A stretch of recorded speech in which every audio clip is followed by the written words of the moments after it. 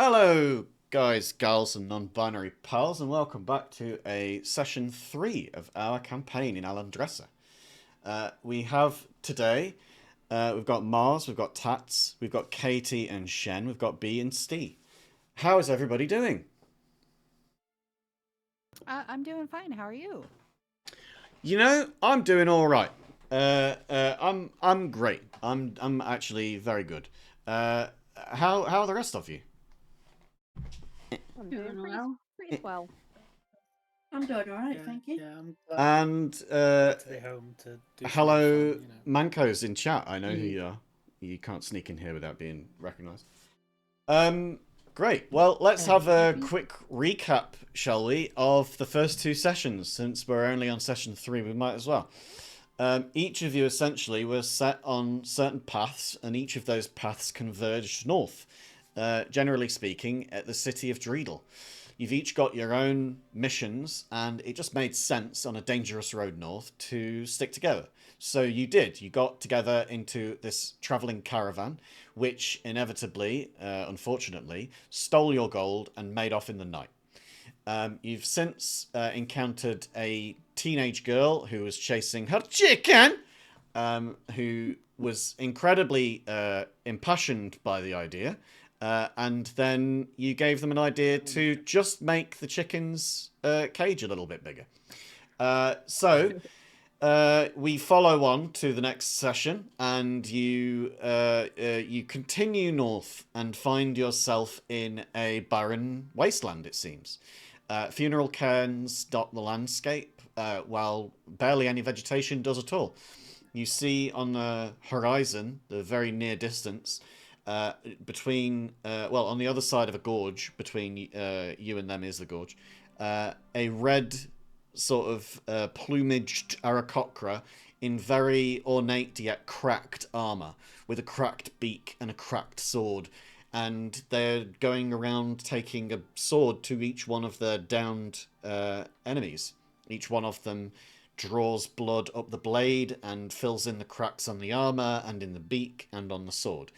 Without wasting too much time, you dispatch this creature, whoever they were. But before you'd gotten to that, one of you did notice the wording on their armaments across their chest that said in the Aarakocran language, "Pick a god and pray." You put two and two together and realised that this was the forewarned holy man, the person that one of your party, at least, was warned to try and avoid at all costs, and if you ever saw them, to return home to Ironfront immediately. You didn't do that. You continued on north. I'm glad that you didn't, in fact, because that would be just the end of our campaign. And you've set up camp.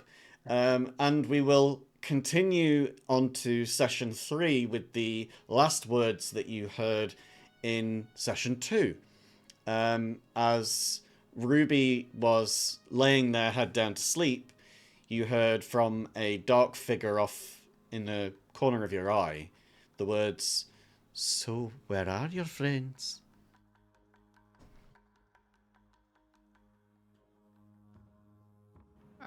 Are they the only ones that hear it? Yeah. Well, Sorry about that, Honk. Or no? none of you do hear it, apart from Ruby. Oh, you know. I'm kind of tempted to ignore it. I don't know if I want to engage with it. I feel like the experience last time has made me slightly more annoyed, especially Mhm. now I'm in a group of individuals that are new to me. So maybe I stay silent. Ruby, I'm very interested in your input. Perhaps you could speak to me instead of pretending to sleep. Um, just gonna grunt.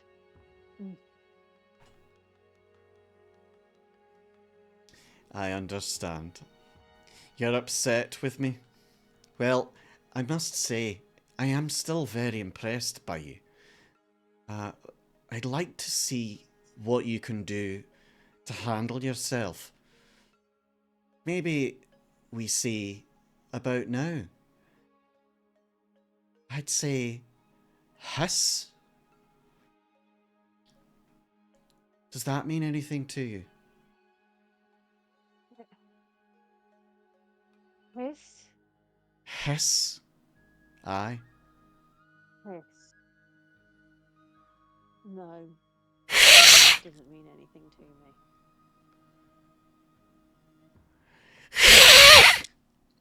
You realize now that you're not hearing this in your sleep. You are hearing this in your waking ears as a sound approaching your camp is waking you from your slumber. You hear the hiss of something in the dark. The hours are moving on, and we end up in the light of day with your camp surrounded by creatures. And I will reveal them now. Oh, so we wake up to evil things. Well, one of you is awake. Is that me? You said that you were taking watch, and you said that there was people taking shifts. So who would have been on the second shift? Aldrin, after taking the 4 hours for trance, would have been up for the rest of the night. You're going to be up. Okie dokie. So, Aldrin, I suppose you see this as Ruby hears it. From out of the darkness, seemingly even with your dark vision, these creatures appear to just, I don't know, like appear in front of you. Like either they were incredibly stealthy to get even past your sight, or that they just happened here. But you see a bunch of them. You see you're surrounded on all sides. There is a giant rabbit with a feral look in its eye, up to the north side. There is a giant weasel with a feral look in its eye. There's a fucking huge swan. Just an enormous swan. Just gargantuan in its size, like stumbling forth from outside of this big tree here. There's a giant badger that hisses and snarls. There's an enormous fox up at the top here. Then you've got a really hulking robin. This crazed look in this robin's eye. I'm very pleased by the token that I picked for the robin, by the way. And then a giant wren here as well. And then finally, you see towards the bottom our angry person. This crazed lunatic who I am going to show you the artwork of. He's a hunchback, part swan, part human. Oh my. Nice. Well, I'd be angry if I had hunchback and feathers popping out of my head too. And I need to also show you the token artwork for this guy as well. Hang on, where is it? View character artwork. There you go. really fucking angry Robin. Really angry Robin. Oh Lord, he coming. Kicked off Robin. Now, I'm going to need everybody to roll initiative. Which I can do for you, of course. Alright. Boom. Okay, and it seems almost appropriate that Ruby is the one warned of this, because Ruby's the first one to start. Let's get into some battle music, and out of the, very, very kindly stuff. So, Ruby, you sort of appear to be surrounded by all of these creatures. You're surrounded on all sides. Some of your colleagues are just stirring awake now, as I imagine Aldrin has called everybody to stand. You are ready to fight, I assume. What are you going to do first? So I guess all of these guys look aggressive, right? I mean, that's a flippin' angry Robin. That Robin is so fucking pissed. Like its wings are like flexing. Like it's like only a Robin. So without that, yeah, like pew, pew. guess I'm closest to this swan down. Yeah, that's Yeah, about or 15 is that feet still from up in you. a tree? It is 15 feet from you. It's on ground level. It's an enormous swan. It's got a huge wingspan. This thing does not look like a regular ass swan. It looks like a hulking sort of fucked up creature that's got feathers plucked here and there, but its wings look fully feathered. What are you Okay. heading into here? I think I might. Okay, look, I didn't know we were doing Angry Birds today. Ah! Oh, that's very good. I feel like you should get disadvantage on your first roll for that dad joke. I won't do that to you. Alright. I guess I'm gonna wander over to this big angry swan and maybe give it a cheeky bonk on the head with my quarterstaff. A That's what I cheeky feel like bonk on the head? How dare. Alright then. I know. Go and give our giant swan a big old bonk on the head. Okay, let me drag myself down here. Yep, Here I am. you are. And then if I do this, a cheeky bonk, I'd like to...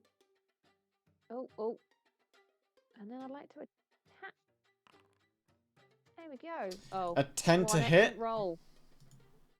That's say the that's a attack hit? roll. That's an attack roll. A 10 to hit unfortunately misses this swan. Yeah. Oh no. Do you have anything else that you would like to do? I'm just gonna look towards this half human, half swan gentleman over there. And just Don, go, we "Oi, literally just what do you started. want?" We've only really got into combat. This dark stranger has appeared in Ruby's dream and has said, "I want to see what you're capable of." So you're yelling over, or are you moving over? Yelling. Yelling. I'm So you're gonna say- I'm shouting, gonna "What do you say- want?" Yes. This creature turns towards you and hisses in your direction. I don't know if it picks up on the microphone or if, like, Discord hides it from you all, but he goes... Yeah, that's just silent. Yeah, there you Yeah, go then. no. That's what I thought. Yeah, May Discord... explain the weird This is awkward creepy, pause a much minute ago. creepier. Yeah. So Discord is Discord's a real bitch for hiding sound effects. So yeah, so it hisses at you. Just imagine a hiss. Imagine your best hiss. Okay. If he's doing a swan hiss, I am totally doing a tiger hiss back. Right. So And back to hiss right in retaliation. yeah. Romeo in chat has assured all of you that it's a great hiss. Yeah. Oh. He promises it's great, guys. Okay. Do So I need to hiss back? No, I'll just say I've done it. so it's up to you whether you want to close in and try and attack, or whether you want to stay where you are and continue on with your with somebody else's turn. And that's the end of my turn. I'll pass down the initiative line. Lovely. In that case, it's now the giant rabbit's turn. Giant rabbit has got has got 40 feet of walk speed, but is not going to approach Ash in that way. Instead, it's going to burrow down underneath the ground and pop out next to Ash and attack. It's going to bite at your feet as it comes out of the ground, and it's going to roll an attack roll, which rolls a 10. I assume that does not hit. I am looking for my DC. It's 13, I believe. Lovely. Doesn't work then. Oh, by the way, I've enabled something on each of your tokens. Now, if you hover your mouse over anybody's name, within your party anyway, you'll see health bars now. Nice. That was something that I didn't know that I could do, and I found out, and I did it immediately. Oh. So you don't need to ask who's got the worst health. Now you can figure it out immediately. So that's pretty cool. Hello, Lucy! So we're going to move on in the turn order to the Giant Swan. Giant Swan is a little bit pissed at you trying to fuck it up. So it's going to attack you, and it's going to attack you twice because it has multi-attack. So we're going to attack once, and we're going to attack twice. The second one is a nat 1, but the first one definitely hits because that's a 23, baby. So it's going to roll damage. and it rolls 5 damage, and we're going to apply that immediately to you. You take 5 damage at this enormous beak that comes out at you. It hears you hissing, and it hisses directly in your face as it bites at your sort of wrap clothing. And the first time it gets you, but the second time it sort of gets some loose folds and can't quite snap at you. You know how birds do. Next in the turn order is Victor. Victor, what are you doing? You've just woken up, you're surrounded by crazed animals, and right in front of you, you see a fucking annoyed Wren and an even, like, more hench Robin. This Robin looks fucking jacked, man. I think, because I've just woken up and I don't really know what's going on necessarily, I have seen probably the rabbit's the closest thing to me, I think. Yeah. So that would have been the most immediate thing I saw, I believe. Lovely. So it makes sense, I think, for me to go and so I grabbed my sword as I rolled. Yeah. That was like laying beside me on the ground, and kind of just flick the scabbard off and charge towards it to have a bit of a stab at it, I believe. Okay. Stab at this rabbit. Stab it, the rabbit. Huh. Oh, I need to target it. Apologies. I should take disadvantage on my next roll for that dad joke.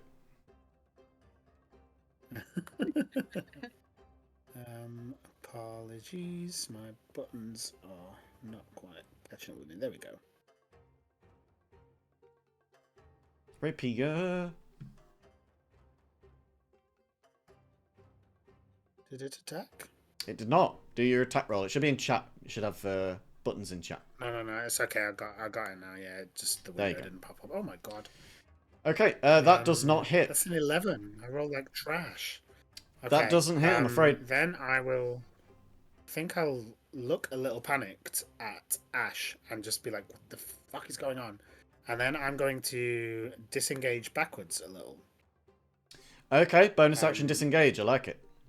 So to kind of put my back against a tree, if that makes sense. Yeah. So you spent 20 getting there. You can spend 10 getting away. That's great.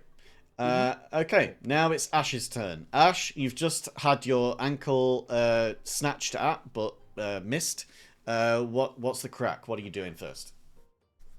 Can I try to befriend it? You can certainly try. I'm gonna try to befriend the one that attacked me, the bunny. Okay. So it's going to do a wisdom save, and it actually doesn't save. It gets a 9, which doesn't beat your DC of 14. So we're going to apply those effects. So it's now charmed for the duration. Good job. So yeah, right. you've now charmed this bunny. Just for the viewing audience at home, could you please tell us what the effect that has? Well, my spell, whenever it comes out of my staff, it's like kind of like a green swirly magic that kind of circles starting from the feet of the rabbit all the way up and then kind of poofs. Nice. Like green sparkly stuff. And what does it do to the rabbit? What's the actual mechanics of it? Oh. What does it say? It says the spell lets you convince a beast that you mean it no harm. Mm-hmm. So the beast must succeed on a wisdom saving throw. But for the spell's duration, if you or one of your companions harms the target, it ends. The duration is for 24 hours. Yes. So if nobody hurts the rabbit, it's going to leave us alone for a full day. Great. So basically, it's going to ignore us. Good to know. Hopefully. If the beast's intelligence is 4 or higher, the spell fails. Unless they didn't do a wisdom saving throw, right? Otherwise, the beast must succeed on a wisdom saving throw. So I've just seen this. I will not redact my statement that it failed the save. However, its intelligence was in fact 7. And if I'd seen this beforehand, then I wouldn't have granted you the win. But this one, at the very least, you take the win. Rule of cool and all that. So this giant rabbit was too dumb to realize that it could have resisted regardless. But yeah, we move on. Remember that beasts have got to have intelligence of 4 or less. Well, 3 or less. Otherwise, they will automatically succeed. Okay. All right. So do you want to do anything else with your turn? Now that it doesn't. No. Yeah. Not to attack this rabbit because it is currently our friend. Great. Everybody, by the way, get thinking about what you want to do on your turn before we get to your turn. Let's not get to your turn and decide. So do you want to do anything at this point? Do you want to like move away from it now that it considers you a friend, or like move towards another creature, or get to safety? What do you want to do? I am gonna come right here. Okay. And can I fly up a little bit? Yeah, you can fly if you want.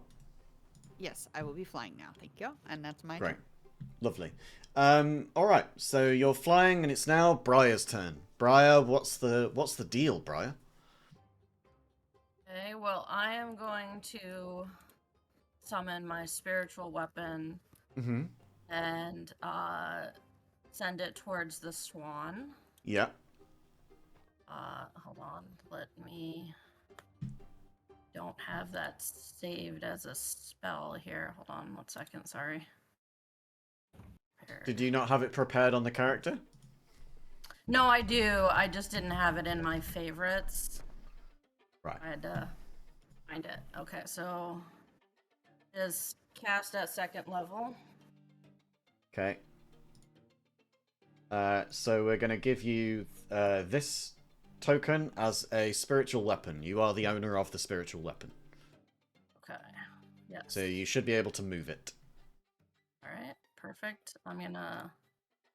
You're going to put it there, yeah? Yep.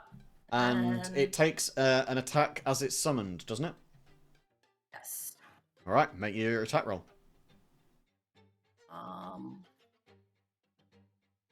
Blick roll, normal. Okay, there we go. Normal.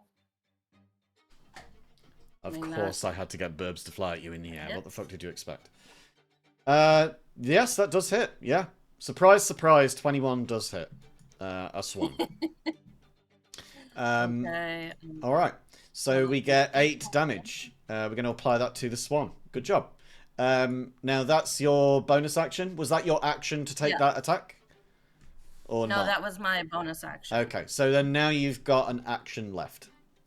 Right. You could do a cantrip or you could do a melee attack, whatever you want to do. So I'm, as an action, I'm going to use Channel Divinity. Cool. I love this music, by the way. It's really good. And everybody, I don't know how you want to do the roll for it, if it's just like a group. That way it's easier, but it'll be a d6 plus, I believe, 3. For Twilight Sanctuary. A d6 plus 3 for temporary hit points for everybody within my 30-foot bubble. 1d6 plus 3 is 7. There you go. So you each take 7 temporary HP. You should see it to the right of your hit point total on your character sheet. So the little blue number. That's your temporary hit point slot. Okay, cool. So you each take 7 temporary HP. Does that affect us all, or is there just a certain range? Yeah. What's Anyone within the bubble. So if you go without the bubble and then you lose your temporary hit points, you can walk back into the bubble. And on my turn, I would have to roll for it. Yeah, it might be on your turn. The thing with this well, is that it doesn't import any of the text description for any of these things from D&D Beyond. So I'm flying in the blind. I'm just going on memory alone. So I've got to bring up different pages. So it does help if you can tell me what that feature does. Because sure. otherwise I have to Google everything and it's going to take us forever. So, Just It looks like 30 feet. It's yeah, it says 30 feet on the thing, so I can see that it's an action and then it's 30 feet. I think we're all within the 30 feet, aren't we? So we've all gained 7 temporary hit points. Yes. Awesome. Thank you. Cool. Okay, so apply that temp HP, and then where would you like to move, if anywhere? I'm gonna stay put Okay, great. Next person. So this Wren sees somebody take to the air and wants to go and fuck them up. So it's going to fly up towards Ash and is going to take a multi-attack with its beak. So it's just pecking at you furiously. It hits for a 10, which misses, and another 10, which misses. But it's staying there in the air with you.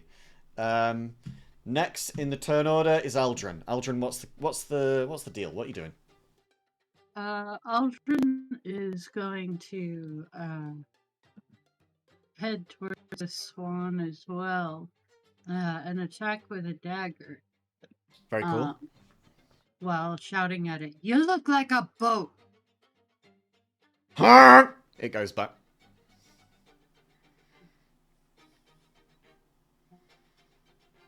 Are you moving your token, or? Yes, sorry. Yeah. Cool. So you yell that at it, and then you're going to stab with the dagger? Yes. All right. Now, so I have proficiency with the dagger. Cool. I'm just trying to sort out how that works with the roll.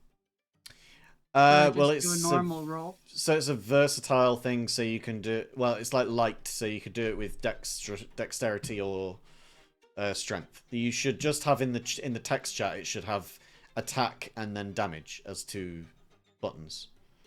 So you just click attack, Gotcha. Okay. and then that'll do it automatically for you. So that hits. So you roll for an 18 to hit. That strikes in deep and true. Now roll the damage.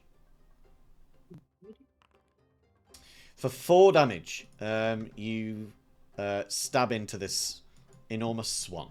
Is there anything else that you'd like to do with your turn? No, that's it for now. Just staying on guard, dagger at the ready to strike again or defend. Cool. Alright, so this fox has got 40 feet of movement, and it can make it to Victor. It hasn't seen Isabel attack yet, and so it's not going to target Isabel. Instead, it's going to go for Victor, who is ground level. And foxes don't really understand magic, and everything that Briar's done so far has just been magic related. So this thing is going to go up towards you and is going to attack. Now, you don't have an ally within 5 feet of you, so it can't use its pack tactics. But it is still going to try and do a little bitey. And it hits for 17 to hit, which I believe does hit your AC.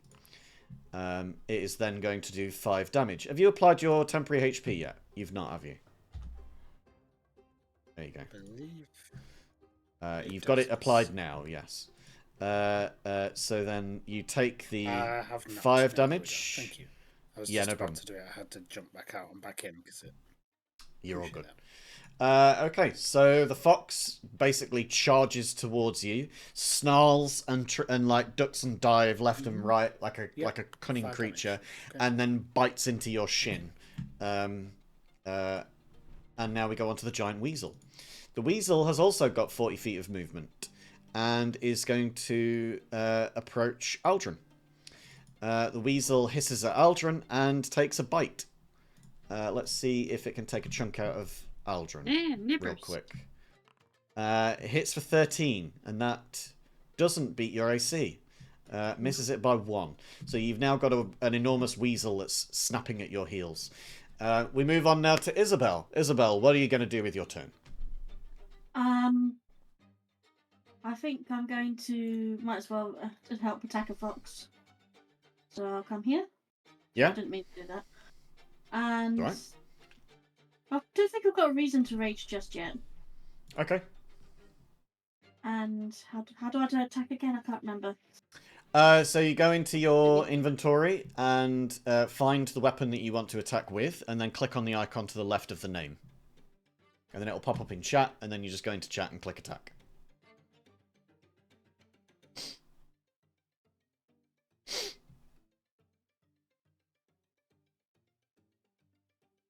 Normal.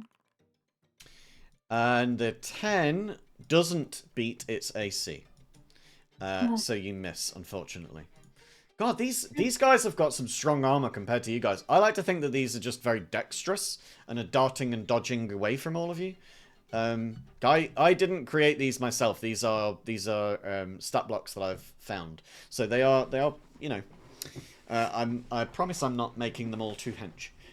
However, speaking of henchness, unless you've got something else to do, Isabel, on your turn, it's now the Robin's turn.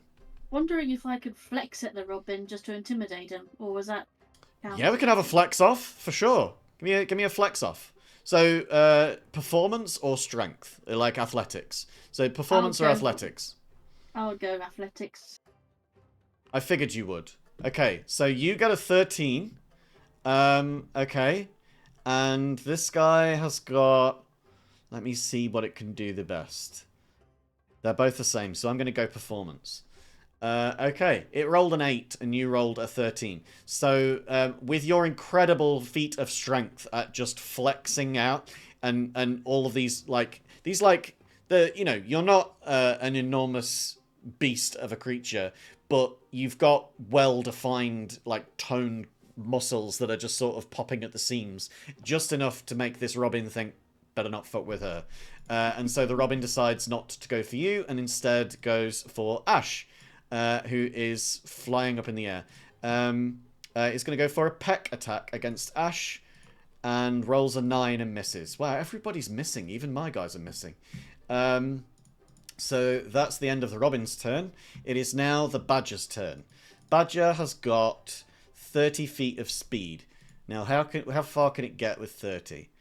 It could get to Briar. It could get to Ruby. I think it's going to go for Ruby. So it goes over towards here because, again, it's not really seen any aggressive actions from Briar. It's only seen magic. So what it's going to do is it's going to attack you once with once with bite and once with claw. We're going to go attack for a nat 20. Wow. And attack for a 17. So the nat 20 on the bite gets 9 damage, and the claws get 7 damage. So you get a total of 16 damage to yourself. Thank you for doing the healing bubble, because that would have that was all my hit points. That would have taken you down to in those 0. 2 attacks, yeah. I would have been gone. It would have. Now the Hunchback knows a little bit more about this and can see what the fuck is going down, but cannot actually, unfortunately, close distance very quickly with the person that they want to. What they're going to do is they're going to... how far can they get? They've got 25 feet. So they can get to there. Or they can get to there. Do they want to try for Ruby or do they want to try for Aldrin? I tell you what, we're gonna make a roll of the dice for it. Odds we go for Aldrin, evens we go for Ruby. In the text chat. Odds. It's gonna go for Aldrin. So the Hunchback closes in with Aldrin and is going to multi-attack. It can make 2 attacks with its beak. So this Hunchback sort of swan human hybrid is going to peck at you twice. Bird brain. It gets a 7 and it gets a nat 20. The nat 20 gives you 15 damage. Which is not great for you, but you know you're doing okay. I would say you're doing okay. We're back up to the top of the order, and it is Ruby's turn again. Ruby, you are now fairly surrounded. You've got a ferret, a weasel on one side. You've got a badger on the other, and in front of you, you've got a giant swan, which is just a true giant swan, and then you've got a fucking hunchback dude. Both of whom are trying to peck at you, or at your ally at least. What do you plan to do in this situation? So, I'm definitely gonna bonk someone back on the head because I feel very beaten right now. We as my bonking? little monk.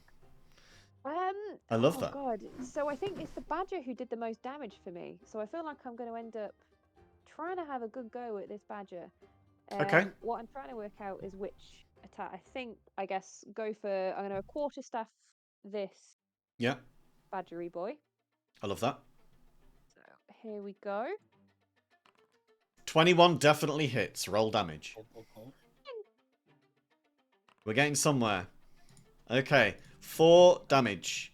4 damage has taken this thing down quite low, but not bloodied quite yet.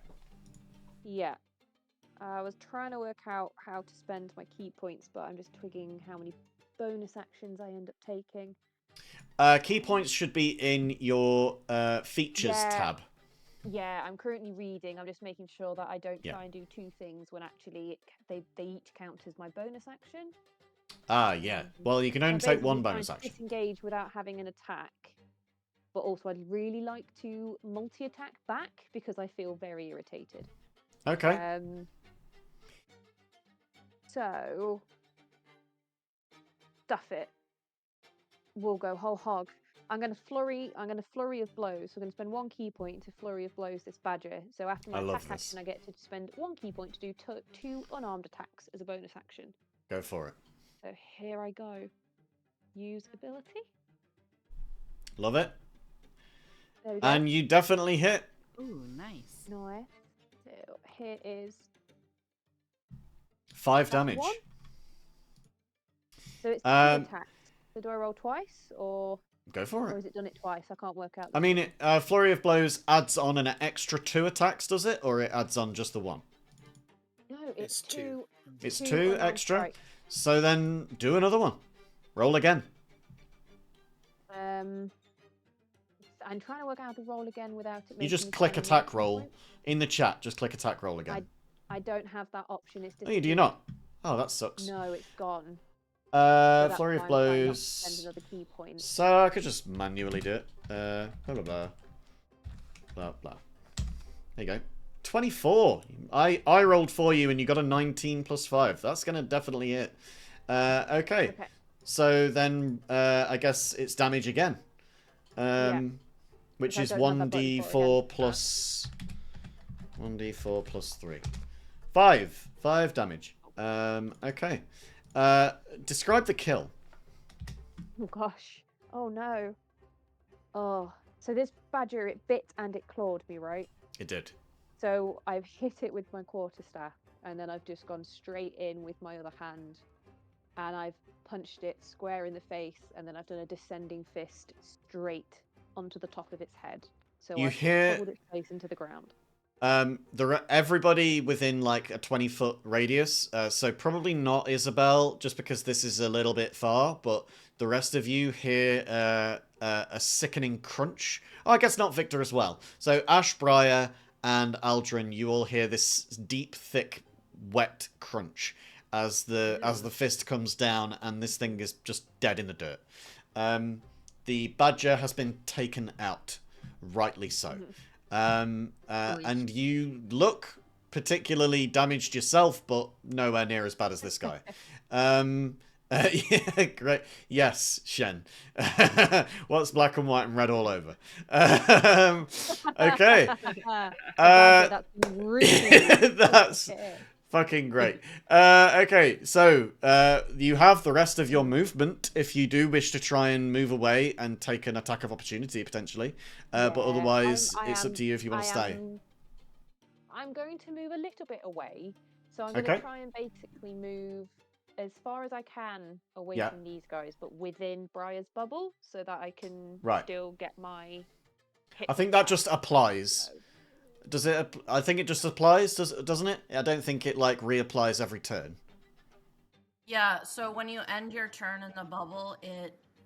Oh, well, let's roll again. So you have to roll another 1d6 plus 3. Let's put a little radius down then. That's very cool.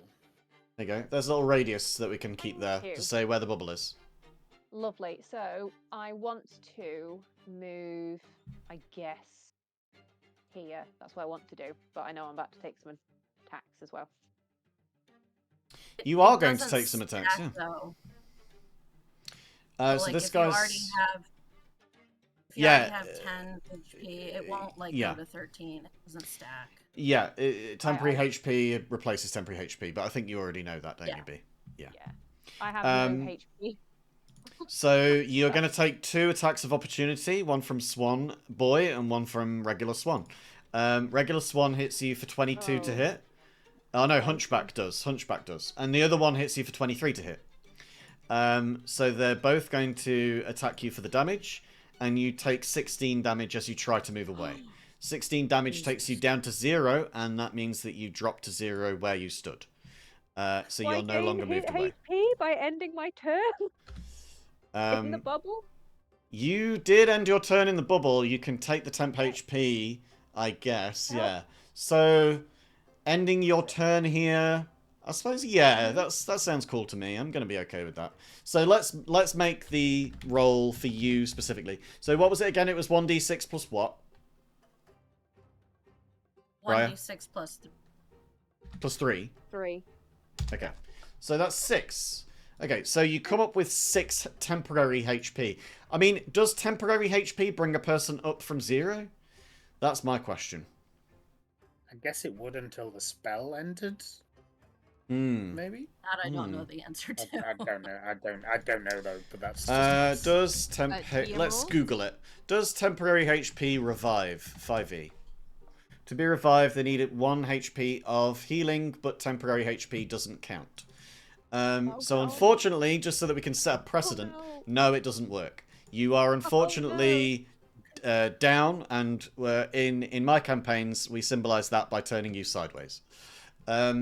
So there we go. Killed a badger and then instantly died afterwards. Yeah, you tried to flee, and the birds weren't having none of it. They fucking ate your ass, literally. In Alessandria, birds kill cats. That's what they do. Yeah, in Mother Russia. Yeah. So it's now the rabbit's turn. The rabbit's just going to sort of sit there chewing on the grass. Great turn for the rabbit. Swan's turn. Swan's going to attack for Aldrin. It's going to take 2 beak attacks. It's going for an 18 to hit and a 16 to hit. I am hitting so well, and I'm so very sorry about it. That's a total of 15 HP to take on that one. That brings you down to 3. You are on 3 HP, I'm afraid, Aldrin. Now it is Victor's turn. Victor, people are going down around you. Things are looking dire, and you are now flanked. Okay, so there is a fox in front of me that was the one that bit me, so I think I'll attack him first. Yeah.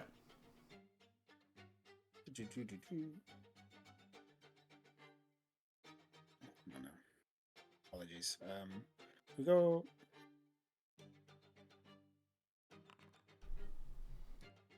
For 15? 15 hits, believe it or not. Cool. Let me see what the damage is.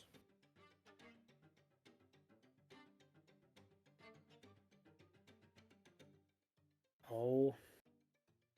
Sorry, it's not giving me the button to roll damage, so I will have to roll attack first. Mm-hmm. And then... Why is it not letting me roll the damage? I don't know.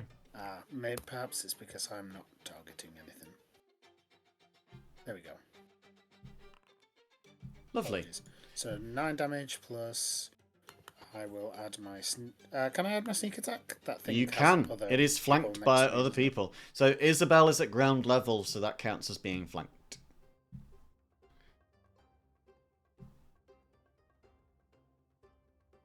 Is he not giving you anything? Oh, no. It was alright. It was just being slow for some reason. So it's another 3, so 12 total. 12 total damage. Alright. You've taken it down to about half. Yeah, go on. Cool. I would like to, as a bonus action, use my special ability, which is Whales from the Grave. So you see kind of small orbs. They're like kind of sucking away the light, if that makes sense. Cool. Like negative light. Yeah. And they whip from this fox over into the badger, which is within 30 feet, right? Right. The badger is already dead. Oh, apologies. The robin and the wren are within 5 feet, though. Yeah, cool. So whoever's closest. And the giant weasel is 25 feet away. Cool. So it would be the robin will take 6 damage, and the fox also takes 6 necrotic damage. So the orbs kind of spread around and then get absorbed into their body. Great. Causing necrotic damage. So it whips up to the robin, who instantly is pulverized into just a red mist and feathers. Cool. So it wasn't that buff. The robin had 2 HP. Oh. The robin's fully dead. Yeah. There's no revive coming for that robin. There's no body left. Okay, so the fox takes all of that damage. The fox is looking unhealthy, guys. It's not quite on death's door, but it is on death's stoop. Where would you like to go now? I am gonna run to go and protect Ruby's body, basically. So I would like to kind of stand over them in front of trying to impose them attacking while they're down. That works for me. So you are stood on top of Aldrin at the moment, so let's just move you up so that you're not on top of Aldrin. Unless Aldrin wants to give you a piggyback ride. So yeah, you're stood with Aldrin and Ruby. I fully understand that. You are going to take an attack of opportunity from the fox as you leave. So the fox is going to take a bite and try and lash out at your leg as you run. That's a 15 to hit. Just hits. So you take 5 damage. Let me apply that to you as well. There you go. I finished my turn here, so I will. You do, so you can take some temp HP. 5 back, right? You do. Cool, I'll do that. No worries. Well, it was 6 actually. We rolled again and it was 6. Oh, cool, perfect. Right, so it is now Ash's turn. Ash, you've got a fox below you, and the robin in front of you has just turned into a mist of feathers. What's your plan here? My question is Ruby dead or just kind of like unconscious? Ruby is going to be making death saving throws. Can I do a healing spell on Ruby to give them back their HP at least a little bit so they don't die? Sure. They only need 1 HP to get up from being downed, but yeah, that's the idea. If you heal Ruby, then they will stand up on the next turn. I'm going to cast Healing Word. Great. Thank you kindly. And how much is that going to heal for? 6. We love that. Oh, apparently I did it twice. Sorry. It's all right. So 6. Just make sure that you've not lost that out of your spell slots. Okay, so that's your bonus action. You've now got your action. So you could take a melee attack, or you could do a cantrip or a feature, whatever you want to do as an action. I am going to cast Guiding Bolt. It's a good old cantrip. This guy. On the swan. Yeah, I believe that's a ranged melee attack. It is. That's a first level, however. Not a cantrip. I was mistaking it for something else. It's innate spell casting. That doesn't matter. It still needs to not be a leveled spell. Oh, okay, but my bonus action was the heal.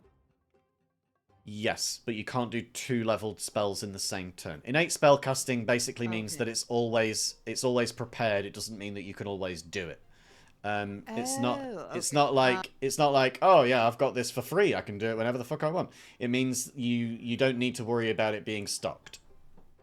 Well, in that case, I am going to Thorn Whip. Yeah. The fox. Great. I'm flying like way above him, so hopefully if it just drops, it might hurt it. Great. How high in the air would you say you are? I would say about 40 feet. Yeah? Yeah. 40 feet. Okay. So the description on Thorn Whip is that it pulls 10 feet closer to you. A fall of 10 feet doesn't necessarily cause any fall damage, but we'll see what damage the actual attack it does. Sorry, 30 feet up, because then I can't do it. Right. Because I can't back down and do it. Yeah. So it's you attack for 8, which doesn't do it. Okay. But I did, so I didn't hit it at all. Just kind of missed. No, you missed. Yeah. Do you want to move anywhere? No, I've got a angry little critter still next to me. You do. I'm gonna stay right there. Great. Now it's Briar's turn. Oh, and by the way, you've ended your turn in the thing, but you didn't lose any of your temporary HP, I believe, so you should still keep. It would be a choice of either keeping the 7 or changing to 6, and I doubt that you would want to change to 6. Yeah, no, I'm going to keep it. Great. Then, Briar, it's your turn. Okay, I am going to use my movement and move over here to this group of people. Yeah. So my bubble's going to have to move. I don't know if I can move that. No, I can't. I can move it. Don't worry. So where are you moving to? You've moved over there. Okay, great. Yeah. So it's centered on you, yeah? Yep. Great. So that's my movement. Yeah. With my action, I'm going to kneel down, place a hand on. Well, maybe I don't need to kneel. I don't know how tall. Well, Ruby is now. So Ruby's now conscious, but Aldrin is looking very bad. I think of the two of them, Aldrin is looking the worst. I was going to heal Aldrin. So I'm going to place a hand on their shoulder, and I'm going to cast Cure Wounds. Love that. Is one action. Cast Great. Spell. Oh, I guess I have to actually click it too. Yeah. So six healing to Aldrin. Love that. Let me just apply that to you. There you go. And then I'm going to use my bonus action to attack with my spiritual weapon, which... it's down here. I don't know how to do using sheet. We did have... Because it's already cast, so I don't want to click it. I guess I could just always unclick the spell button. We did have... There we go. Spiritual weapon token. So that should have a little icon for it now. Yeah, I don't know how... Oh, okay. Oh, I can actually open it. Okay. How do I... Oh, it doesn't have any stats. I don't know how to attack. Yeah, it counts as a player. So it's from your sheet. It should be from your sheet. Right, no, I know. It doesn't let me because it would just cast it out again. Right. And it's a bonus action to just attack with it. So spiritual weapon. Blah blah blah blah blah. I suppose I could just roll a d20. Make a melee spell attack against a creature within 5 feet of the weapon. Okay, so a melee spell attack would be your spell attack modifier, which is +5. So it's d20 +5. So let me do that. You got nat 20. Okay, so you crit with it. And what damage would it normally take? It is a 1d8 plus my spell casting, so... So it's 2d8 plus 3, I think, is your spell casting? 3 is my ability, and 5 is my attack. Yeah, but attack includes proficiency, which is why we don't include that. So it would be plus the 3. So that's a 14 damage. 14 damage to the swan. Which was exactly how many hit points it had left. Please describe the kill on the swan. Very cool. Okay, well, my spiritual weapon actually looks like a microscope. Right. So it's going to just swing over the swan's head and just bonk it on the skull. Okay. So the thing just gets bonked on the head by an enormous microscope. And it gives out one loud honk before it goes down. That's great. You really like my my fucking voice shit, don't you? Okay. So you've healed, you've attacked. What now for Briar? Any more movement, or is that the end of your turn? That's the end of my turn. Great. Now it's the Wren's turn, and the Wren is going to multi-attack at Ash. So it's going to take 2 pecks. One is a 10, and the next one is a 10. So it misses at you, but it's just there, like, pecking at you and annoyingly. And that's all of its turn. It's going to move on. It's now Aldrin's turn. Aldrin, you're looking worse for wear. You're flanked still by a weasel and a swan man. But you've got friends all around you, and you've just been healed a little bit. Is there anything that you want to do? Yep, we're gonna stand strong and use an acid splash. Love that. And that should hit both of them because they're within range. Yeah. And that's a cantrip. So they have to do a DC roll, is that it? Which one were you attacking again? So both of them. Both of them. So the Hunchback Hunchback gets a nat 1, and the Weasel saves. So what damage do they get on a success or a failure? Alright. Wow. Wow. 1 damage. 1 damage, halved rounded down is 0. So the save doesn't take any, and the Hunchback takes 1. So you've given the Hunchback something to think about, and it just sort of although it seems to be non-verbal, it does just sort of go like, ow. Like, ow. Is there anything that you want to do in particular? Are you going to try and move away, as Ruby tried, or are you going to stay put where you are? I think we're gonna stay put, but we're gonna stand on guard with the dagger again. Great stuff. So you're gonna stab them with a dagger, did you say? Can I? Do you have that? Are you able to now? What was the acid splash? Was that a bonus action? Acid splash is. So that's an action. So you've got an offhand attack.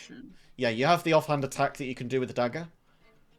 If you wanted to do that. Let's go toward this is the weasel, right? Yeah. Let's go towards the weasel. Crack on. So let's go with the dagger attack. Yeah. That definitely hits. Go. Huzzah. Let's do some damage. Damage. Okay. That's a little better. It takes 3 damage. So it dived out of the way of the acid splash, and then you stab it in the haunch just as it manages to dive. Like you knew that it was going to dodge out of the way, and you knew that you could grab it just in time if it did. That's the end of your turn. Then, if you're not moving anywhere, it is now the fox's turn. Don't forget to take the temporary HP. Yes, add on 6 HP. Yeah. 6 temporary HP. Okay. The fox is going to turn and attack at Isabel. Because it's ground level, it can't attack at Ash. So it's going to try and gnash on you. And it misses. Unfortunately, it doesn't manage to take any damage off you whatsoever. Isabel looking very unharmed in this battle. However, it is going to see that it is fighting a losing battle now, and sees that there's a bunch of action happening elsewhere. So if you would like to, Isabel, you may take an attack of opportunity as this dumb fox runs away and tries to attack at Victor. Of course I will. Go for it. Give me a sec. With your great axe down on this giant fox, an 18 definitely hits. Please roll damage. How do? Oh yeah. 5 damage. 5 damage is still a good chunk, and this thing is now at death's door. It's looking really fucked up. But it also is a beast and recognizes that Victor is flanked. And with pack tactics, this thing's going to try and fuck up Victor on its next turn. Next in the turn order, however, is the Weasel. The Weasel, who is right next to Victor, but was just attacked by Aldrin, so is instead going to target Aldrin. You you know, it's got that look in its eye of, you really just stabbed me? I'm gonna fuck you up, as weasels often do. You know how they have such emotive faces. Yeah, they have such emotive faces, don't they, weasels? So this thing takes 5 HP worth of flesh out of you, I guess. And we take that straight off your temporary HP that you just received. Great job on that temporary HP, or I think this whole battle would have been fucked. That's the end of the weasel's turn. But it is going to move not outside of Aldrin's range, but it's going to move up to target Victor next. And it's now Isabel's turn. Alrighty then. I think it only makes sense that I go after the fox. Yeah, I mean, as someone just said in chat, what does the fox say? It probably says, "Fuck off! You just stabbed me, you bastard." Oh, no. I am going to give him a nice big old swing. Oh dear. I'm sure it's going to love that. Okay, give me an attack roll, if you would be so kind. And that one unfortunately misses. Is there anything else you would like to do with your turn? You still have a bonus action and you have not raged yet. Raging doesn't give me another attack right now, does it? It doesn't give you another attack. It does give you a bonus to damage while you're on your attack. And it also gives you advantage on athletics checks and strength saving throws, I think. I'll be fine. Alright, cool.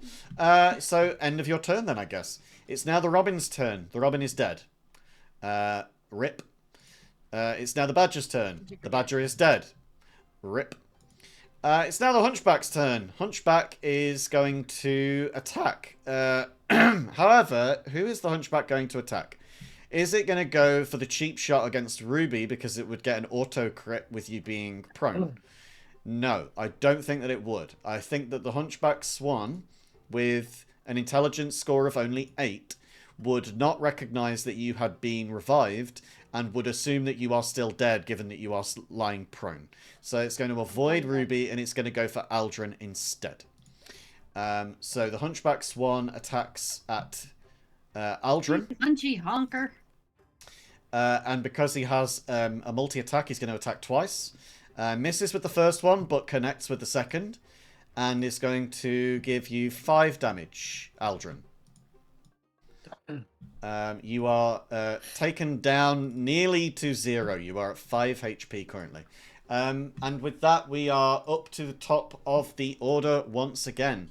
As Ruby, you hear in your ear a familiar voice say to you, "You know, I could be your friend if you wanted. We could make all of this go away." I just feel like just hearing that voice after this completely embarrassing monstrosity of a moment, I'm just going to rage awake. Cool. No response, just rage awake. It is half of your movement to stand up from prone. I assume you would like to do such a thing. Yes, please. You stand up.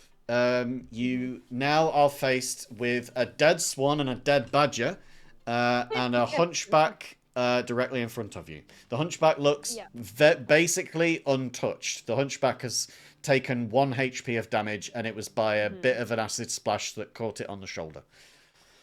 Yes. Yeah, so I'm going to do what I probably should have done previously. I just had to clarify what patient defense meant, because I was getting confused by bonus action on my turn. Would have allowed me to dodge some. Oh, really? That's fine. Well, that's fine. missed abilities. We chalk that up next. It's fine. I've just been a silly sausage. So I will just come straight in to Quarterstaff the Hunchback. Great stuff. Attack away. There it is. Let's go. That's great. Now roll damage, please. Damage. Okey smokes. Oh. That takes the damage. The hunchback not looking particularly pleased by that. As you crack it right in the spine, as you can see the hunch rising up behind its head. And there we are. You've connected at long last with the hunchback. Is there anything else that you would like to do on your turn? Importantly, yes. So I'm going to spend a key point for patient defense. Great. So this says, you can take the dodge action as a bonus action on your turn. Great. So I've had to clarify what that means. Right. So I'll use it. So when I've looked online, double Yes. check. So basically that means, where has it gone? I believe it gives attacks against me disadvantage. Right. Anyone is welcome to correct me, but I believe I had to spend that key point as a bonus action on my turn. Yeah. And So basically I that now future preemptively turns you dodge. can now use it. Yes, so attack Yeah. rolls made against the monk have disadvantage as long as I can see them. So say if I'm being attacked from behind, then I'm being attacked Well, from I would behind, say that you can so- still see them if they're behind you. I'm not going to give you the whole flank thing. That feels Alright. disingenuous. If they're within line of sight, regardless of direction, you can see them. We're not going to fuck around with any of that. Okay, so you've still got movement if you want to, but you have already used your action to attack. You do not have an action left to disengage. It's up to you whether you try. Also, the Hunchback takes its turn directly before you. You're at the top of the order. It's at the very end of the order. So there's a lot of creatures to go between you and them. Yeah, so we've currently got the... Is it one Robin up by us? There's a Wren and a Robin, and the Robin has been turned Robin. to fucking just mist. That's fine. The Robin took 6 damage, and it had 2 HP, so it's more than obliterated. It's been disintegrated. That's fine. I couldn't tell that it was... I can now see the arms are landscape. Yes. Cool. Yes. I will move a tad, actually. I'm going to commit. So I will... All right. This is what I would like to do. So I've only got 20. So basically I just want to move here if I can. Without being thrown again. The Hunchback is going to try and attack you. It will attack at disadvantage. And it rolls a 15 at disadvantage. That was a 10 and a 12 plus 5. Just so that you get the full clarity there. Hits. And it hits you for 8 damage. Christ's sake. Why did I do this? Which means that you are dropped to 0 and you are back where you were. I'm so sorry, ladies and gentlemen. I'll just stay here. Cracking combat. Don't mind me. I'm an excellent character. Yeah. You hear a jaunty laugh in what sounds like a bit of a Scottish accent, as you hear in your ear once more. Are you sure I can't persuade you to join and help me? I could help you out right now. Ruby's too embarrassed and too angry. She's knocked out, but her whole body is seething with anger. Okay. With that, I would give you a roll of your choice. Doesn't need to be an agreement to join this creature. It just needs to be something that you feel would demonstrate resilience, if you choose to do so. If you want to do so, it doesn't necessarily mean that you're agreeing to go along with anything. It just could be whatever it is that you choose to do. To see whether you might be able to get just a free boon.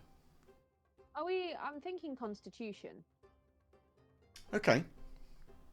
Cool. Get a 10 or above and something good will happen. Ruby Smokes, I'll roll it as a saving throw. Go for it. A 19. Hey-o. Okay. Damn.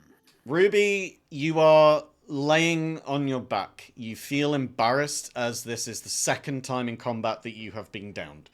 You're surrounded by your new compatriots who are doing their absolute best. Even the person who's 30 feet in the air is still doing their absolute best to try and bring you up from the brink. You've dropped a second time by trying to flee to safety, and unfortunately it's not gone 100% your way either of those times. In fact, it's gone 0% your way both of those times. And with this voice ringing in your ear and the fact that you feel so embarrassed, you feel almost a sense of pity wash over you, with a beneficial sort of intent behind it. As the rest of you, while Ruby is completely unconscious, the rest of you do not see anything different with Ruby. You don't see any change in her demeanor. You don't see her stirring in her sleep or, well, unconscious state. You don't see anything whatsoever. But Isabel and Victor and Aldrin and Briar and Ash, each of you see long, wretched, black, smoke-like hands reaching up from the grass and grabbing each of these creatures and pulling them viciously down through the soil as all of them scream in pain, even the dead ones. And combat is over. Even the rabbit that's our friend? The rabbit stays and looks like it's pretty chill. And combat is over. Come on. Well, since we are out of combat, I would like to heal Ruby. Thank you. So I will go ahead and help them to their feet. I believe Cure Wounds is my stronger one. Yeah, Cure Wounds. First level. The rabbit fucks off into the hedgerows, by the way. Goodbye, rabbit. You were scary. Goodbye, rabbit. It's Goodbye. Is the hunchback gone as well? Oh, yeah, I fucking forgot about that. Hunchback goes as well, yeah. Okay, and so... did you take away a character? Or am I imagining it? Did I take away your character? Aldrin's gone. Aldrin's gone. No, Aldrin's still there. No, Victor's not here. Why is Victor gone? Where's Victor? The fuck is... Oh, they were on Right, top of Mike, each right other. on- I've just zoomed out and I can't see you anywhere. They're on top of Okay. each other.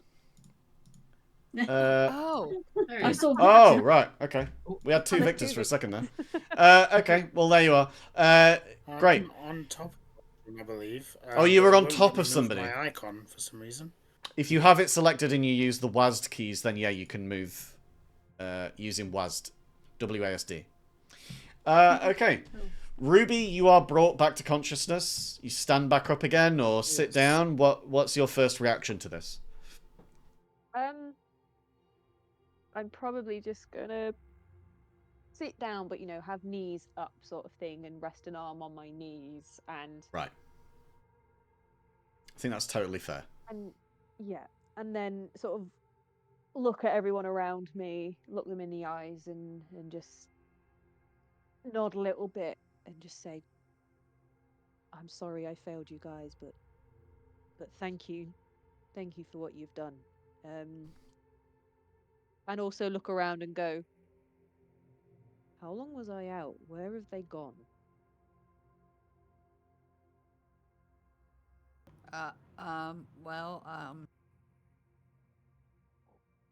So the thing that happened while you were sleeping, they're in the ground.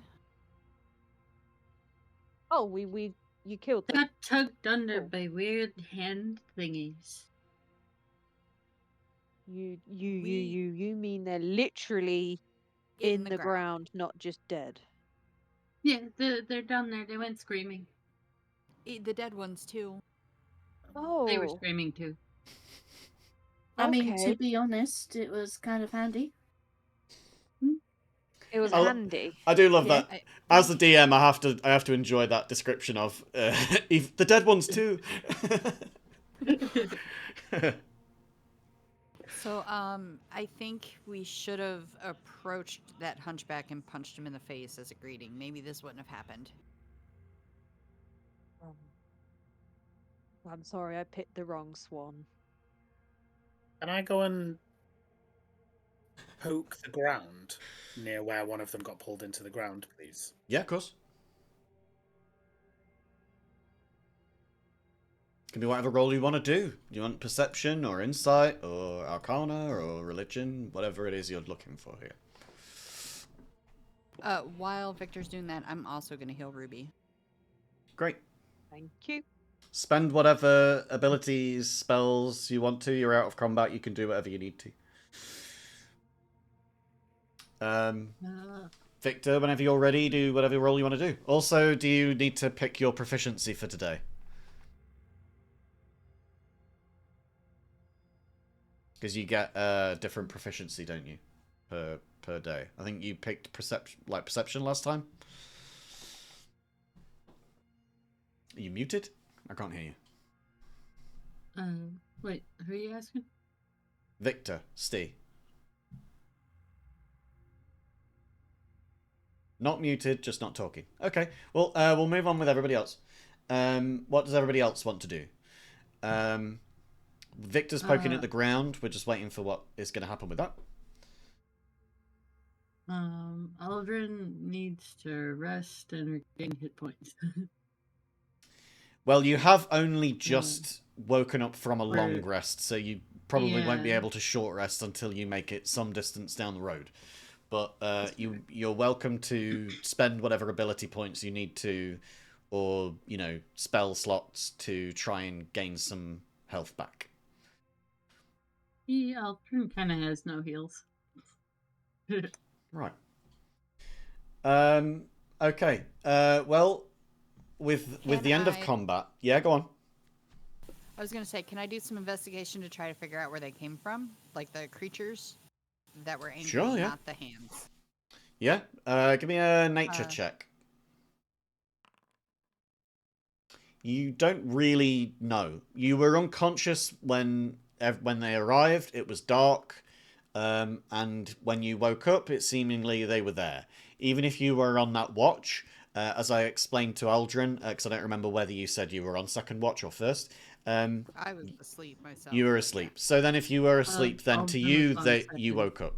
But Aldrin was the person who saw them sort of just there. So can Aldrin do a nature check as well? Of course, yeah. Yep. Oh, you did it twice. Okay, so you got 13 on the first of those rolls. They didn't seem like they were normal creatures, shall we say? I'm guessing Steve's having technical difficulties because you pop in and out of voice chat and Foundry. So we're going to let Steve do what Steve needs to do. But yeah, you Aldrin, at the very least, you don't recall ever seeing animals being like that. You've lived in the swamps, the Desherga swamp, for as long as you've been alive, which is a considerable amount of time for a standard mortal. Not so much for an elf. But you've never really seen even the rabid ones go that hard. These were hulking monstrosities. They were huge compared to their normal, regular, natural counterparts. There's no reason why they should have been that way, and there's no reason why they should have attacked all of you all at once. All that you can really perhaps surmise is that the Hunchback might have had something to do with it, but you don't really know for sure. These creatures were quite unusual. I think something's at play here. That fellow was odd too. He was like half of a bird. And he didn't talk. Yeah. Now, he kind of barely honked.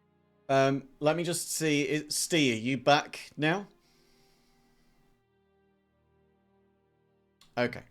That's a no, because I'm not getting any voice feedback. I don't know what's going on with that. So we'll move on with this, and we'll say that whatever Steve wanted to do as part of their checks, there we go. There you are. All right. So what check was it in particular that you wanted to do? You can roll it now before we move on. Man. Whatever kind of check you think you are trying to apply in this moment. I don't know. I think it might be nature or religion or perception or. It was going to be probably an Arcana, even though I'm not good at it. I think that would make sense. Right. Or an so I can roll for you if you like. Maybe just in case your thing is fucked. So you've got Arcana is +3 and Investigation is +7. Which would you rather?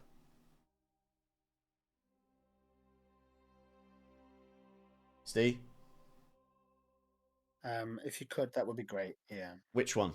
If you could roll, that would be fantastic. Yes, but which one? Arcana or Investigation? Hello? Steve, we're losing you. Steve. Do an investigation. Okay. I think there may be a slight delay. Yes, there is a little bit. Okay, so 17 on the investigation check. Victor has investigated plenty in his time. He's worked for a big company. He's relatively high up on the chain. He's been to big events like the one in High Falls, speaking to the Snow Queen. But in this case, this is something a little bit outside of your book. It's something that you've not really had to deal with before. You've seen and you've heard of things that have gone bump in the night. You've never quite seen it with your own eyes, and you've certainly never seen it in broad daylight. So this is a little bit too new for you. What you do see with your investigation, there's no residue on the grass. There's no hole in the ground. There's no softness underfoot. It feels like firm ground with good soil, with grass and whatever greenery and shrubbery there may be in its place. You don't really feel like the earth was split asunder. You just feel like these things were here a second ago and then they were not. And they were not in really explicit fashion. So I think your investigation of 17 gives you a bit, but only enough to tell you that you don't know shit. So I think that's probably fair. Okay, these things have vanished. Okay. Yeah. Yep. Now we're going to... Yeah, go on. Apologies. I just wanted to do a cheeky bit of RP. Is that all right? Go for it. Basically, Ruby, after this absolute awful bit, and then there's this weirdness happen when she was conked out and prone, just needs to go take a moment, especially with the voice in her head. And Ruby finds either the nearest rocky outcrop or a tree that's a bit away from these guys, and is just going to have a cheeky little recenter and wail a bit on the tree to sort of try and rediscipline herself a tad. Great. Sort of like maybe pop over here and just take some time pummeling an inanimate object or, living creature. We love that. That's a plant. Well, Isabel sees that and thinks it's a good idea just because. And I just go to a nearby tree and use my axe to just pound it for no reason. Okay. So we have some light casual deforestation and yeah. Does anybody else need to do anything to center themselves, or any other checks or investigation rolls that anybody else wishes to do?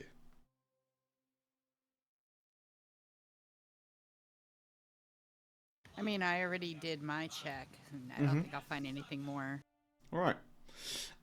So with that, then we will move on to our encounter roll for this evening.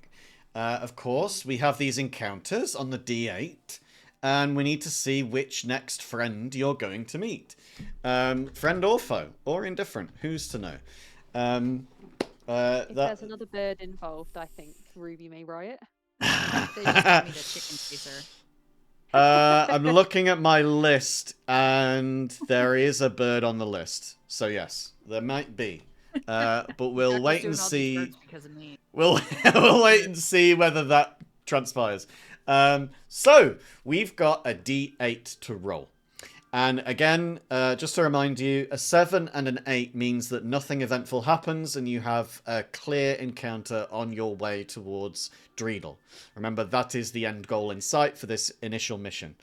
Every other number on the die, however, will give you a corresponding encounter with a specific NPC that is of my making or of my finding and reshaping. But one way or another, you may find something or you may find nothing. So let's do the roll. And that is a 2. So... Cool.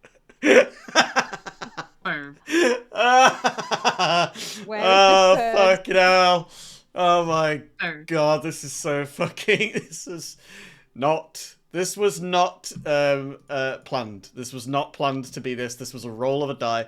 However, you do see a very resplendent looking Kenku walking down the trail. Kenku, of course, is a bird creature. Let me show you this. So you see this creature walking down the path. They're 4 foot tall, sort of crow-like Kenku. They're wearing an orange silk robe, and they've got a golden neck chain with this enormous ruby set in it. And they're just walking freely. They sort of look crow-like, sort of magpie-ish. But yeah, they walk in your direction. And you each see them walking towards you. Is there anything in particular that you would like to say or do, I guess? Another bird! And that's for the viewing audience at home. This is what they're all seeing. Ruby All stops these birds. punching or pummeling the tree to turn around and look towards who's coming, and then just starts slowly walking towards them in a vaguely intimidating manner, but not a full-on intimidation. She's just making herself look big and scary, basically, like some cats do when they see a threat. Great. You see this this Kenku sort of look towards you with a quizzical look, tilting their head slightly, Oh, no. and they go, "Hello! Who are you?" Hello, Hello! I'm Ruby. Who are you? Who are you? I'm Ruby. Who are you? I Ruby, there's am no point. Daitsu Moss.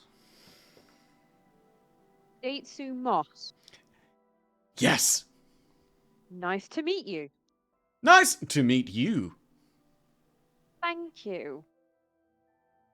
Do you Wanna do trade? you know where trade? Wanna trade? What do you have? Wanna trade? What do you have to trade? They move their beak underneath the long chain that they're wearing and sort of like lift it up. Wanna trade? For I what? am flying close by just to keep an eye on this because I don't trust it. Daitsu turns towards Ash and goes, "Hello! Yeah, Who you're are using borrowed you?" words. Hi. Is it possible to like do if they've made made You this, you all, by the way, you've encountered Kenku before in your travels. Kenku are a bird creature that they're sentient, they're sort of, humanoid birds, but they also only speak by imitation of words that they've heard before. They can't speak their own words, they have to have heard something to say it. Yeah, that's why I said you're as using they've- borrowed words. Borrowed words. As they've gestured the necklace or chain sort of closer towards us, can I like do a little bit of a check to see if it looks like it's real or if there's any weirdness Sure. to it? If I'm close Yeah, enough? do whatever check. Want to trade? Investigation check. Oh, 16. Investigation check of 16. To the best of your ability, you would say that this thing looks real as fuck. Can I do an insight Big ass check on it? ruby, and it's gold. It's a ruby. It's a big old ruby, and it is gold. It's a big old ruby. Okay. Where Bigger is than it bigger than your printed? fist. Bigger than your fist. Can upon seeing this and twigging it's a ruby and it's real, I'll go, I will trade with you, Daitsu. Want to trade? And then I have a one gold piece. I'd like to take my 1 gold piece out of my or pat and gesture it towards Daitsu. Trade? You can't do better. Ooh. I don't know if I can. They turn their head quizzically to you and then look away towards the rest of the crowd. Want to trade? Can I do an insight check on it? Insight, yeah, sure. I'm assuming on the bird and not on the ruby. Yeah, on the bird. Yeah. Yeah, I think with an insight check of 18, you can see that this bird is above board. I'll even give anybody here a history check if you'd like. Yeah, let's go. Sure, let's do that. Oh. Okay. I'm not good at it, but Never mind. clearly. Briar with a roll of 22. In the circles that your family have been in, you have definitely heard tell of Deitsu Moss. Deitsu Moss is a renowned Kenku for the ability that they have seemingly found out of nothing to find things in their magpie-ish way and then trade with people and trade up every time. If you've ever heard IRL of the story of one red paperclip, that person in real life, in our world, actually managed to go from trade to trade to trade from a single red paperclip to owning their own house. This is that kind of a thing. So Deitsu has managed to amass wealth and belongings and possessions so that they could keep trading up, essentially. And it seems like at this point in time, you've found them with a lovely silk robe and an even lovelier gold chain with a fucking huge ruby. The rest of you don't recognize this with your rolls. Even Aldrin's 18, this was a 20 to know it. But Briar, you certainly have heard of this person. Aldrin, I think you sort of, something's twigging here, but you can't quite put your finger on it. The rest of you, no clue, Where unless have Briar you says it. traded before?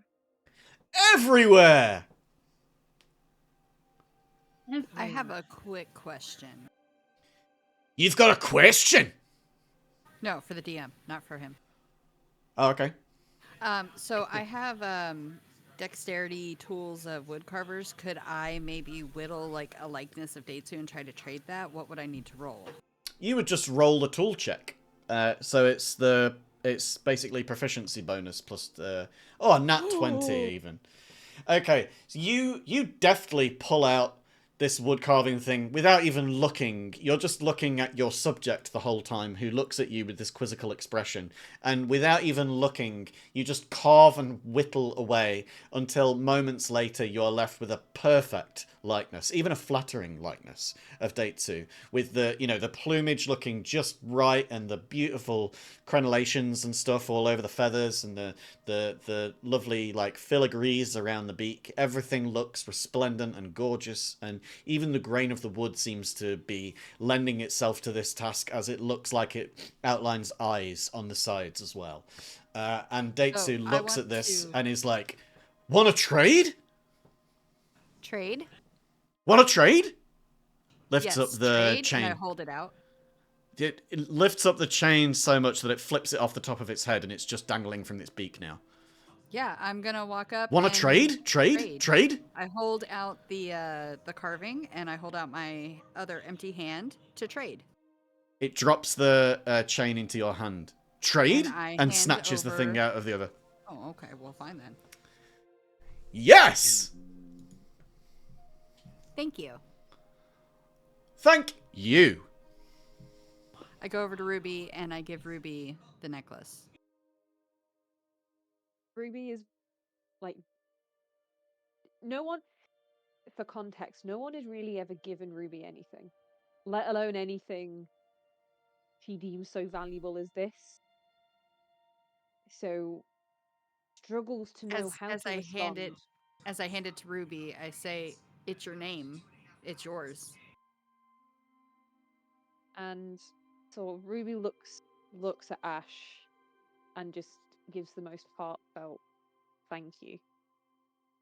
In her head, she's like, oh, maybe I can give Ash something that's their name, and then realizes how that sounds and just stumbles and just goes, thank you. I will return the favor for your thank you, Ash. Thank you. Look, you died twice during that fight. It's the least I could do. Deitsu, with this new carving in hand, as they turn to walk south, say behind them, "I love your friends." Oh no, poor Ruby. Oh no. Ruby, what does that mean? We haven't heard this before, have we? You have not, no. Okay, Ruby, so what does that mean? Ruby just doesn't, even though as rude as she feels to Ash right now, she just goes straight after Deitsu and just asks, where have you heard your friends? Who are your friends? My friends are not many. How many? Few. Few. I mean, I'll be your friend, Deitsu. I'll be your friend. They promised more friends. But I do not have more friends. Right. Who is they? Who are they? Deitsu, who are they? Shadow person. Person? Like you, Deitsu, or like me? Or like any of these guys? A sort of dull glaze goes over their eyes, and they sort of don't really answer. Okay. A person like what, Deitsu? A person like what? Just really tensely. You see Daitsu stare into the middle distance, tilt their head backwards and forwards. Without an insight roll, you can tell that they're trying to think of the word that would best match this, and they can't really think of anything. And then after a moment, you see their eyes light up, and like wherever eyebrows would be on a bird, you see them raise. And Daitsu goes, "The spider. Spider. The spider. Like a spider. How big? Vast. Vast. Vast. And old. How old, Deitsu? Older than old." Right. Ancient, Deitsu? Could they be ancient? Daitsu nods. "Yes." Okay. Okay. Have you met them? Yes? "No, they met me." Oh, in and maybe Ruby says this slightly quieter, Mm-hmm. even though potentially people can hear, but says Okay. did they meet you in a dream, Deitsu? Were you asleep? Everybody fully hears that. That's not even attempting a whisper. But yeah, you all hear that. You can all decide I don't whether know how you to whisper pretend on whether this or not to say it. I mean, it's up to you. If you did whisper that, then you can roll a stealth, and we can see Yeah, whether I was people would trying get to, it. but I didn't want to whisper No on this problem, no pod. problem. Thank So yeah, you. give me a stealth roll, and if it beats everyone's passives, okay, great. That beats everybody's passive perceptions. So unless everybody here is making active perception checks to try and find out what Ruby is saying specifically, you don't hear this. So yeah, you whisper this to Daitsu, who nods, but doesn't catch your eye. Sort of looks away. Okay. I'm just gonna loudly again just be like, Thank you, Deitsu. Where are you Thank going? Are you, and you looks over towards Ash and lifts the thing up in their beak. I wave at Daitsu and I say, "Thank you, Daitsu. Let's meet again." Friend? Yes, friend. Friend? Yes. I go over to Daitsu and I pat them on the shoulder and I say, "Friend." Friend. Daitsu hugs you tight. Oh, okay. They're only 4 foot tall, so their head really only comes to your like chest. But yeah, they hug you, and they take their little whittled bird of themselves and stare at it lovingly, and then look back at you and give whatever the approximation of a bird smiling with a beak would be. But they look back, they sort of catch themselves for a moment as Ruby, you see that they recognize that you're still stood there, and they remember what that whole conversation was about, and you see a look of horror and despondency wash over their face as they just look into the middle distance again. Yeah. So yeah. I would say thank you Deitsu. Go well on your travels. Thank you. No worries. Maybe meet again, Datesy. We're all friends. Friend? Friend! All of us, friends. All friends! Friends. Yes. All friends. See you later, friend. Goodbye! Safe Goodbye, travels. Datesy. She steps over towards Ruby and whispers to you, be careful where you walk. And then walks off. I'm assuming no one else heard that. Was that just to me? I'll give them a roll. That was a 5. Everybody heard that. Datesy hasn't heard someone whisper before. Oh no. No, unfortunately not. That was very loud. Daitsu has only mimicked people who speak incredibly loudly. But yeah, somewhat of a fruitful encounter, should we say. Even with it being a bird, you ended up with a ruby the size of your fist and some information about this person that wants to be friends with you, apparently. Now, I'm gonna fly now because I don't want to step on anything. okay, fair enough. So I'm just kind of gonna hover above ground. with that being your last encounter roll before you reach Dreedle, is there anything in particular that any of you wish to do as you approach the city of Dreedle itself? Before I go on describing what it looks like. As we pass the stream, Ruby just wants to take a quick wash of her hands and check her hand wraps after everything and recenter herself again. So there's a lot of badger blood on your hand wraps. Yeah, I imagine so. I nearly just said I fisted a badger. No. That's that didn't happen. No, I wouldn't say that. No. Worse. It's even worse. Definitely in worse. IRL, my best friend's nickname is Badger, so it's even a terrible connotation. Wow. Yeah. Real life meat puppet. No. Oh yeah, lovely. So Ruby's just going to wash her hands and adjust her hand wraps, making sure that's all okay, and puts the chain underneath her hood, so really you can't see it. It's tucked under her wrap and stuff. Yeah, and it's just resting on her chest, I imagine. Cool. Thank you. So with that, we approach the city of Dreedle. As you all walk within sort of spitting distance of this place, you notice that the as you did before, as you approach the wasteland where you initially saw the holy man, in this case you are also seeing sort of a barren wasteland again. There's sparse grass, there's no trees. The trees that are here are just sort of dead twigs.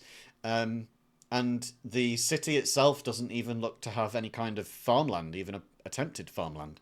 The walls are guarded, but I will give everybody an insight check who wishes to do so as we approach Dreedle City.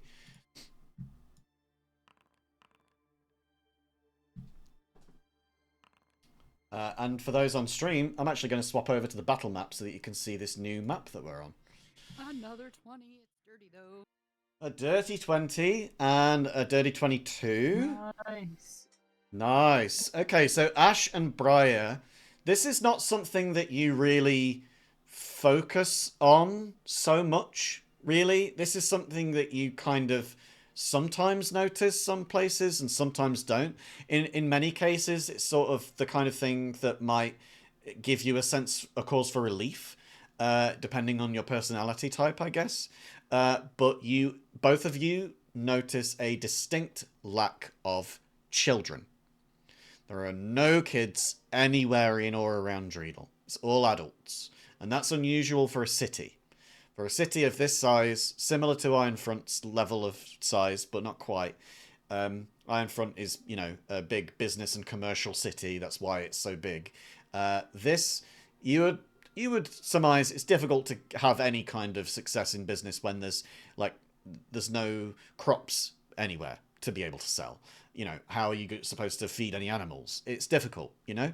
There's got to be some way around that. But as you approach the north end of this city, walking down flagstone, through dirt and sand, no grass in sight, there is water, but it's all murky. You get to this end of town. To your left, you see 2 abandoned houses completely covered in cobwebs. The doors are open to you. On your right, you see that there is a bank. And further down, you see towards the end of this street, right there as I'm pinging it, there is what looks to be the sign that says Rumpelstiltskin's Random Wares. Ah, I know that name. I need to speak to that person. Okay. Is there anything that any of you are outwardly saying about, like, Ash and Briar? You notice that there are no kids. Do you say that out loud, or do you just sort of keep it to yourselves? Can I try Yeah, I roll think I perception? would note it. As you go about your business here, you notice that there is still movement. There are adults that are walking around, guards and stuff on patrol. So these are going to be milling about. But so to save me from always moving these tokens, we'll just say that there are commoners walking backwards and forwards, and there are people going in and out of shops. Up to you how you approach what you approach. What would you like to say, sorry? Briar would whisper to the group, you know, have any of you guys noticed that there are just no kids anywhere? There's no children. What time of day is it? Sorry. Midday. Perhaps they are in school? You'd think you'd see Or worship? a Or... couple at least in the streets running around. There's none. No noise, no kids screaming or playing. There's nothing. Even at home, Maybe- there was maybe Sounds they're a all little in eerie.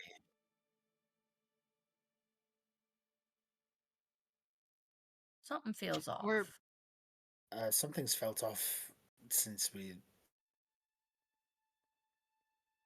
I left. Can I try to roll a perception to try to figure out what's going on? I wouldn't say that a perception would really do it.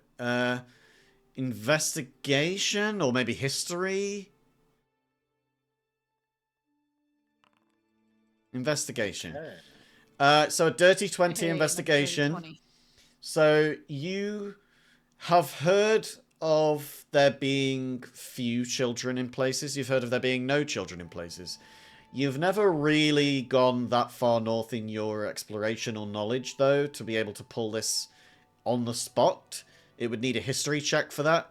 But with your investigation and your insight, you could tell that there's no natural means by which this would happen. This would be some influence would have, some external influence would have caused this. No parent would allow their child to not be in and around the city. No kid would want to be stuck inside all day. That's just against the nature of parents and children. This seems like it's completely aberrant Being from to that. Yeah. Being from the kind of, am I the next city over? I suppose. It's like so by carriage it would have normally been like a week's journey, but because you guys have been really fucking booking it and trying to get there as quickly and safely as possible, you've managed to make it in like a few days, just on foot. So this is quite a significant distance. Okay. Would I have heard anything within my own city about this city? Is what I was trying to get at. Give me a history check. Give me a history check. Cool. You've heard things about Dreidel. You've not heard much, though. Usually the things that you hear are the kind of things that people talk about in taverns, I assume. And there's not really a lot of talk about somewhere like this. People tend to talk about their own lives and their own matters, and if they don't live in and around Dreidel, then why would they bring it up? Apart from just gossip, and what do you gossip about another city that's very far away. You know, if you don't have the means and money to get around, then you're not going to have been there to find any stories about it. By and large, people tend to be quite poor. So yeah, that's as much as you know. Anybody else trying to figure anything out? And I will say that any further open discussion about this will require a stealth check so that people walking past you don't hear it.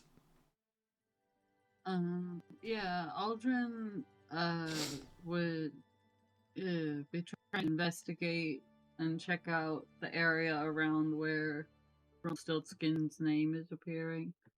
Okay, so you're gonna head over towards there? There. Are you just walking over?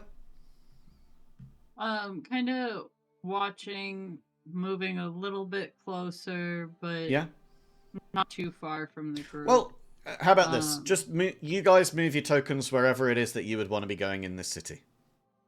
Nobody at the moment has seemed hostile to you. They're all just going about their day and their business. There's been guards on the walls, but they've not particularly cared too much to stop you or ask you about your business. They're just letting you get on with what you want to get on with. So if you want to be moving anywhere, just move your token there. And we can describe what you're doing as you get there. I'm looking for a certain person, aren't I? You are looking for Friedrich Ratzenberger. And Ruby was tasked with making sure you got here and back safe. Okay, so why don't we just ask the nearest person where they may be? Because not like we've got an address or anything, is that? Okay. So go up to whoever you want to and ask, I guess. Okay. Well, I've got this bloke here. Yep. It's a passing commoner. Excuse me, sir. Aye. Could you tell me where... I keep forgetting his name, sorry. It's Friedrich Ratzenberger. Where Friedrich Ratzenberger lives.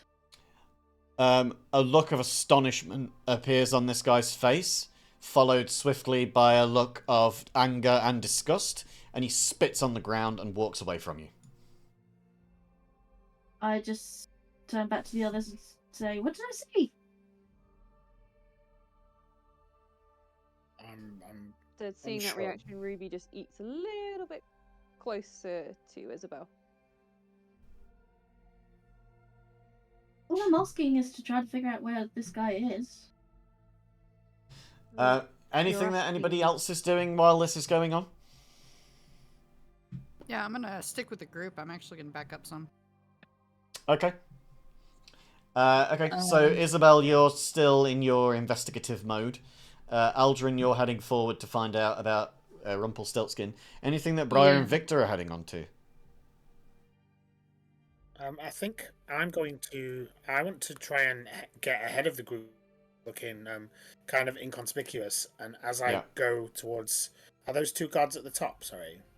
Yeah, they're guards. Yeah, they're just patrolling guards. They're just walking around.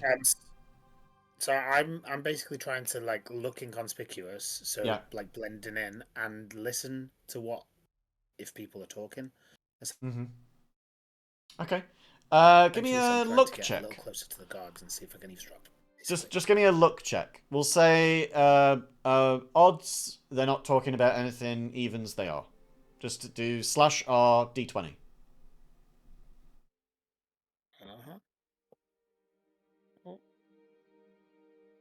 Why is it roll /roll? You can do /R. It doesn't need to be /roll.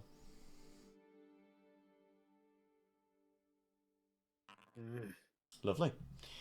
So odds, was it they're not talking about something, and evens they are? So yeah, they're just silent at the moment. Okay. Just going about their day, their business.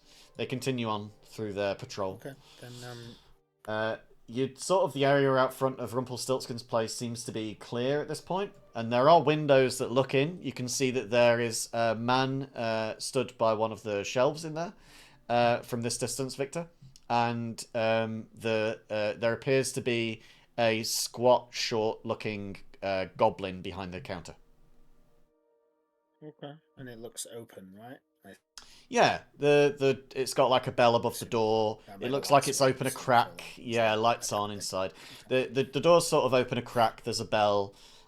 You can see that someone's recently opened it because it's sort of still letting the draft in. But yeah, you can see Rumpelstiltskin's random wares in I'll there. try and catch the group's attention. Yep. And just like gesture to the door as though I'm like asking them from a little bit of a distance if we're going in here. Mm-hmm. Well, that's where I need to head. I'll head up towards Victor since he's gestured. All right. So Ruby's heading up. That leaves Ash and Briar behind, or are you heading up as well? I'm moving on up. All right. Isabel, are you going with?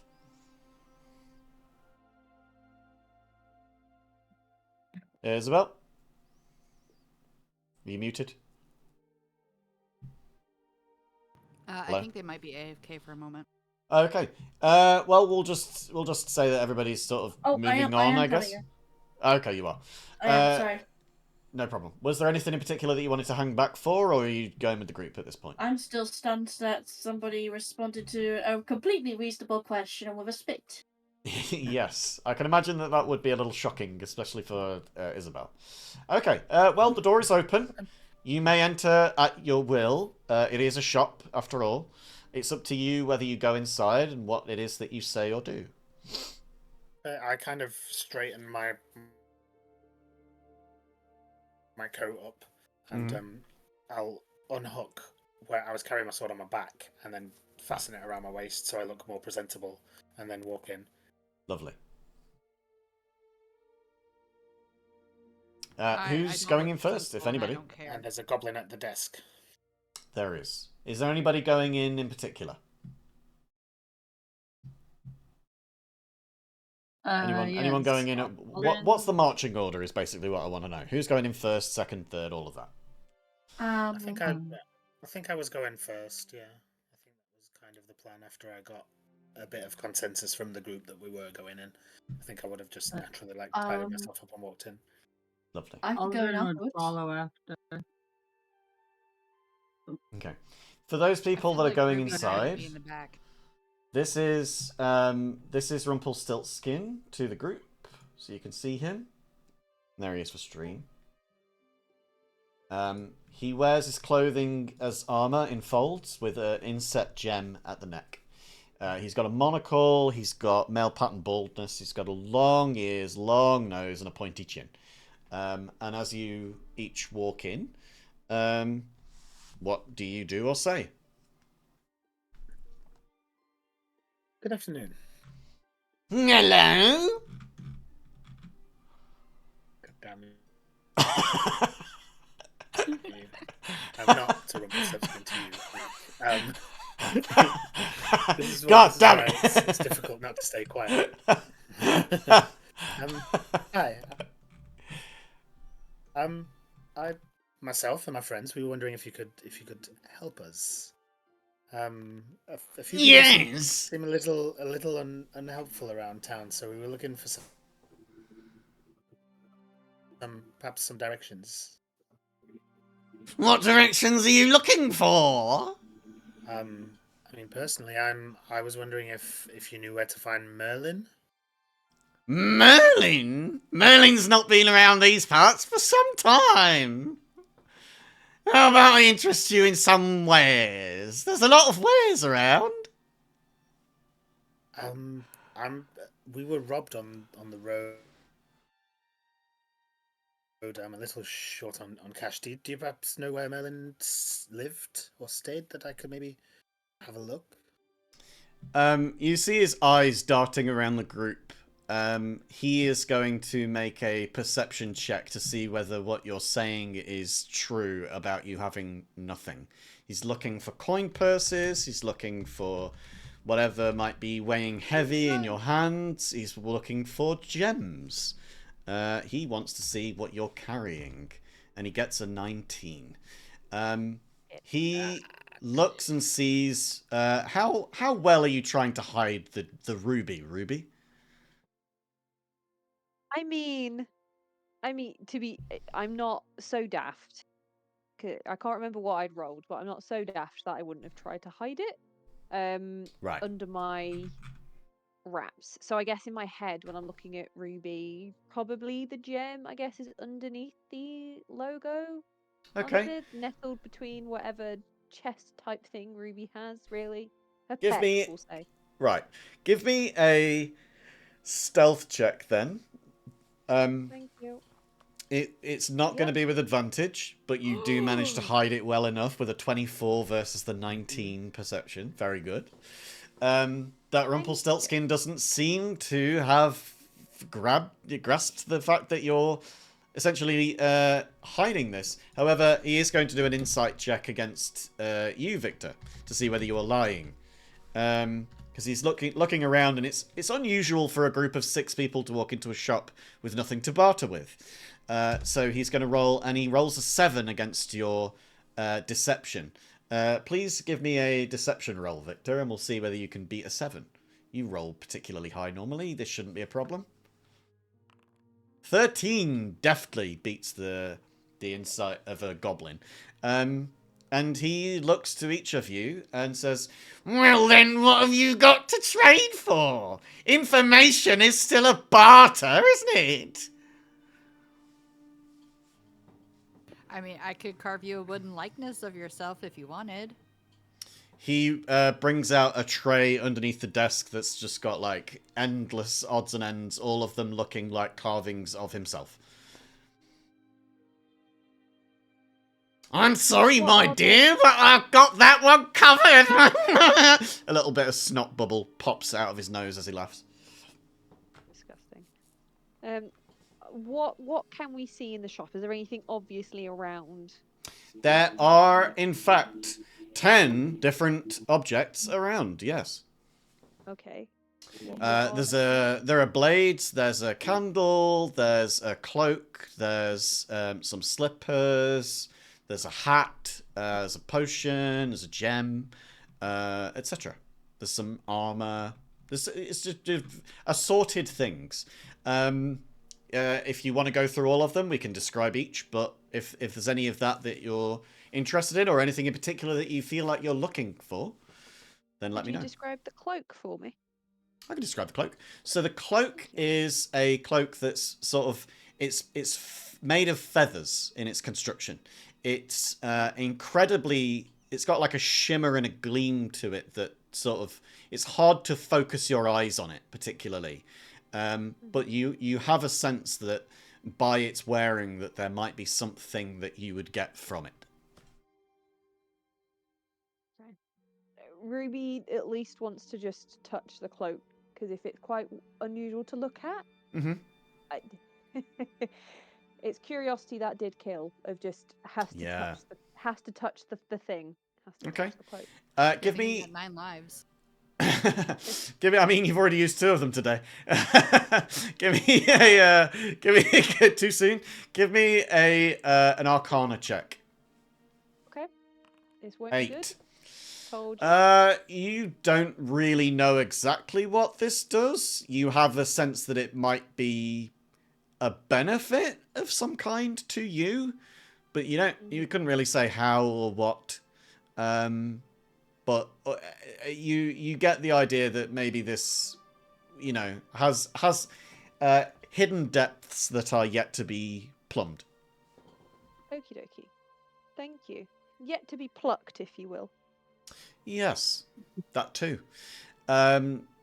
This, by the way, is it has a name. He looks over and goes, "Oh yes, the Tenin cloak. Oh, I love a bit of cloak, me. It's brilliant, that. It's made of raven's feathers. It makes you really perceptive and very quick. I think somebody of your stature would really enjoy that, don't you think? What's your name, by the way? I'm Rumpelstiltskin." Oh, hello.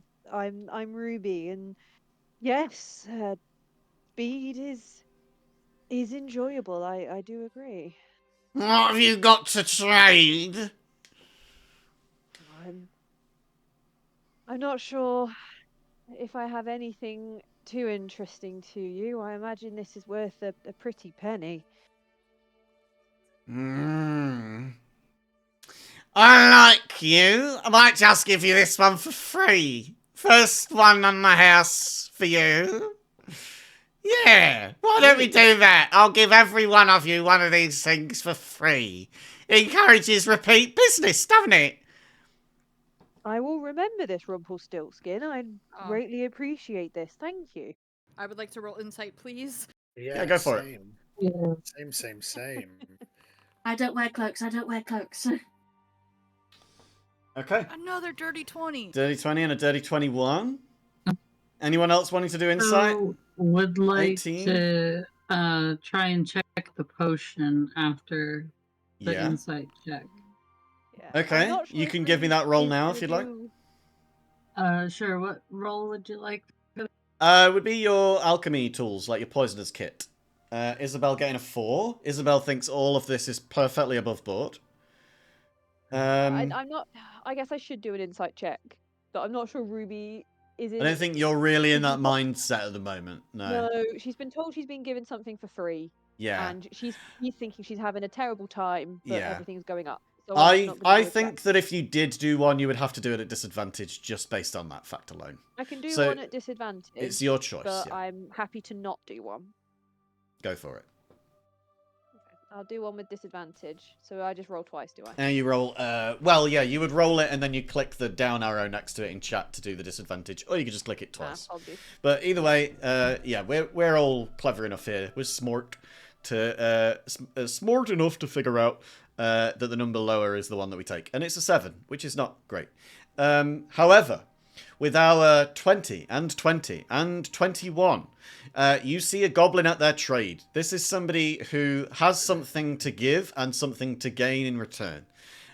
You couldn't be sure exactly what this guy is getting from this, based on insight alone. He has the demeanor of somebody who is eager for you to try his wares, at the very least.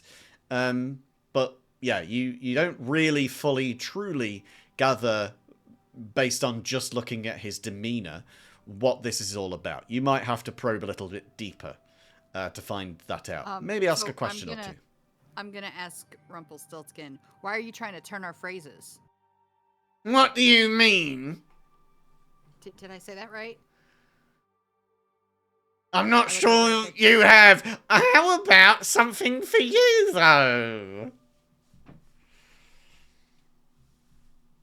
What do you want in return? Oh, just repeat business is all I care about. I think that you'd love some of this.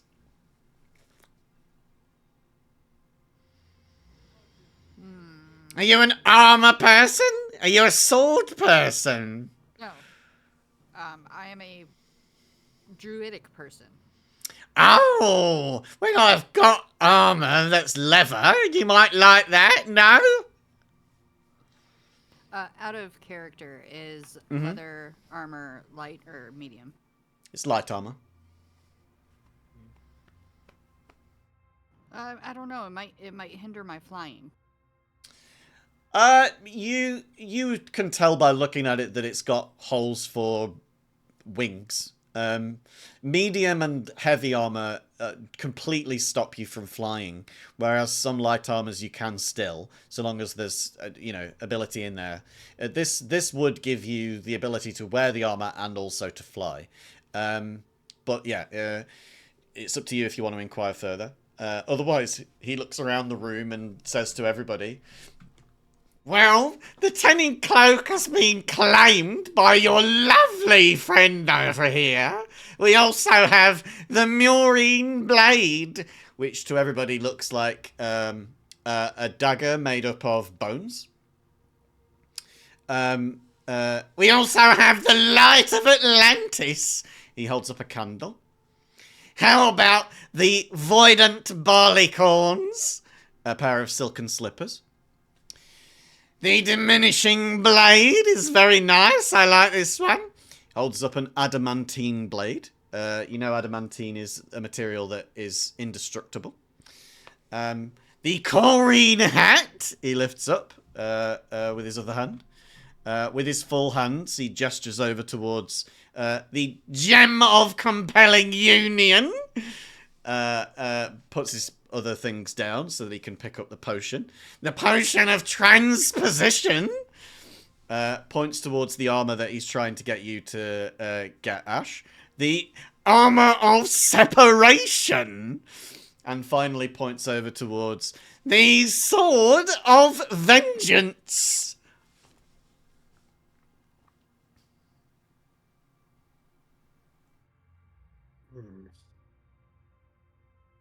I kind of look around at everybody like, what do we do?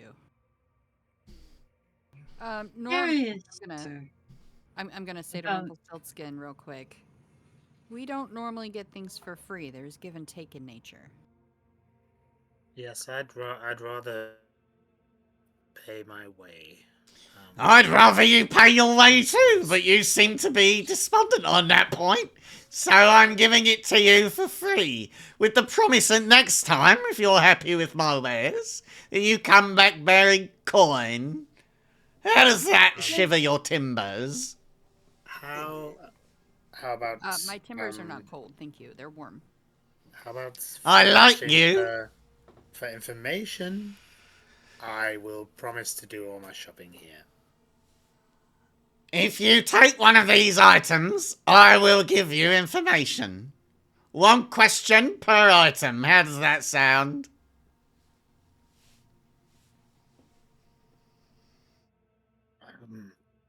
So you're giving us an item and information?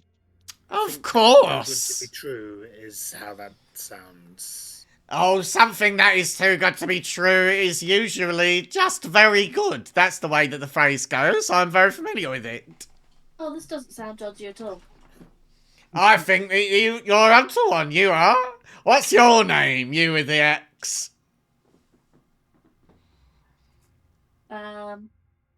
Isabel. Isabel, is it? Oh, what a lovely name. I reckon this hat would be nice on you. Hats don't do it for me, thank you. Well, suit yourself. How about the slippers? Help someone? You've got a lovely book bag. How about the candle? It might help to light your reading at night. I mean, Ruby has the cloak, and it seems fine, right? Yeah. I mean, nothing's happened yet. I mean, anything that's worn or anything like that, you would need to like get attuned to, which takes an hour. But we can say that an hour passes and you can wear it in the shop and then see what happens. We just fast forward time and you all just mill about doing your shit, whatever you want to do. I'm just very aware of time because we're getting on towards the end of the session at this point. Okay, then I think our hands are a little tired. May I... At the look of the Murine blade, the one made of bones, you can see that it is glowing. Okay, then may I hold it? Of course. Please do. It's brilliant in your hand, isn't it? You pick it up and you can see that it's like a... The handle is made of like skull and ribcage, and the blade is a long pointed tail, and it's all bones. But yeah, it glows in your hand. The glow doesn't change. Do I feel anything when I hold it? No. Okay. It's a little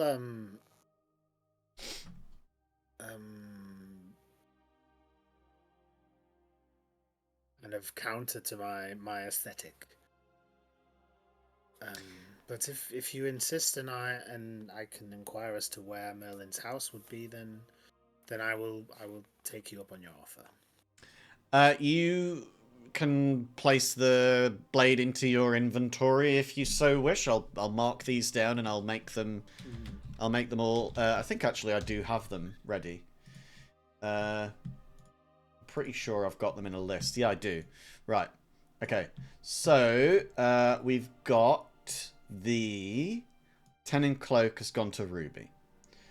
We've got the Murine blade has gone to Victor. So the Murine blade mechanically is a dagger with +2 bonus. Okay. What is the thing with the armor? I'm gonna ask. The armor? Okay. Well, this armor is very good. You can choose either bludgeoning, piercing, or slashing damage that you are resistant to. Of course, you need to wear it and get attuned to it for that effect to happen, but you get it and you are resistant, yeah. I mean, that sounds pretty good. Oh, it is good, my dear. I love it, I do. If I weren't wearing such beautiful armour myself and weren't so short in stature, I might be wearing this one myself. In that case, yeah, I will accept it. You will accept it, okay. For my question. So yeah, each person that's gotten one item so far, you each get a question each. Could you tell me where I could find Sir Curly? Oh, that's easy. Sir Curly is with the mayor at the moment. Mayor of Dreedle. Oh, I'm new here. I'm sorry. I don't know where anything is in this town. Sorry, my dear. One question per item. Who is next? I mean, I'm grateful for the cloak, Rumpelstiltskin. You're very welcome, my dear. It is fetching on you, I would say as well. Thank you. I guess one thing. Well, I noticed when I walked in, or one of my party noticed, and I think it's more of a trivial question, really. Is there a reason there aren't any children in this town? It seems a bit strange to not hear children playing, really. Oh, well, there's a lot to that question. It's up to you whether you want to know about the history of the town or the history of the person that caused it. I'd like to know about the person who caused it, truthfully. Ah, well, he used to go by a different name. He used to be known in this town as the Pied Piper. He got a little bit, up the wrong way with the town's inhabitants and decided that because they didn't pay him for getting rid of the rats, that he would bring the rats back and take the children to Elysia. And well, the fairy queen granted all of them would stay, but she kind of weaseled the contract, and now all of their children always stay. He goes by a different name these days. Would that be Ratzenberger by any chance? You'd have to pick up an item for that question. Can I just insight check him to see if he's giving away anything at all? You can certainly try. I'm certainly trying. There's definitely... 17 insight check. Okay. And we're going to roll his deception. Blah, blah, blah, blah, blah, blah. 45. 45. No. In fact, he rolled an 8. Close. I just need a confirmation or a denial, pretty much. Some level of recognition of that name came up in his eyes. You can't tell whether that's the name of that person or not. But he knows the name. He knows the name. You only get like surface level reactions. You don't get like the inner mind and the inner workings with an insight check. Even a good one, you're not going to get every single thing that a person is thinking. You're only going to get, recognition or deception or embarrassment. It's emotion. It's not detail, So he seems to have some level of emotional reaction to that name, but as he's explained, you would have to pick up an item to actually,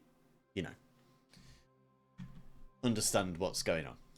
In that case, can I... inquire? I'm not saying I'm taking them. I'm inquiring about the adamantite weapons, whatever they are. The adamantine blade? Yeah, what's that? What's the story of that? Sorry, I'm just making a note of all this. So yeah, the adamantine blade. It's called the diminishing blade.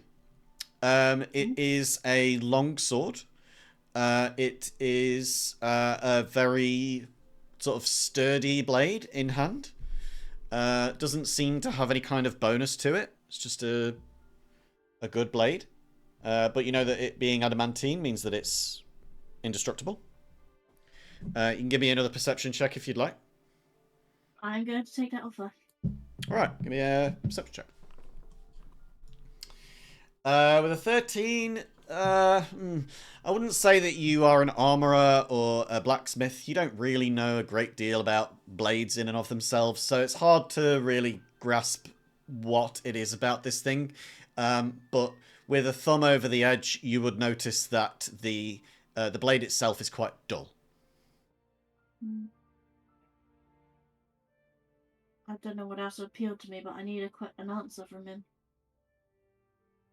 Is this the one you're choosing? I ain't wearing the hat, so I'll give you that.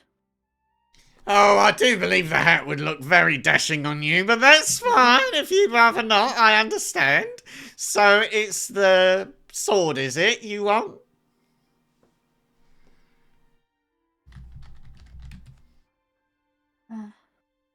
It's not a magical sword or anything, is it?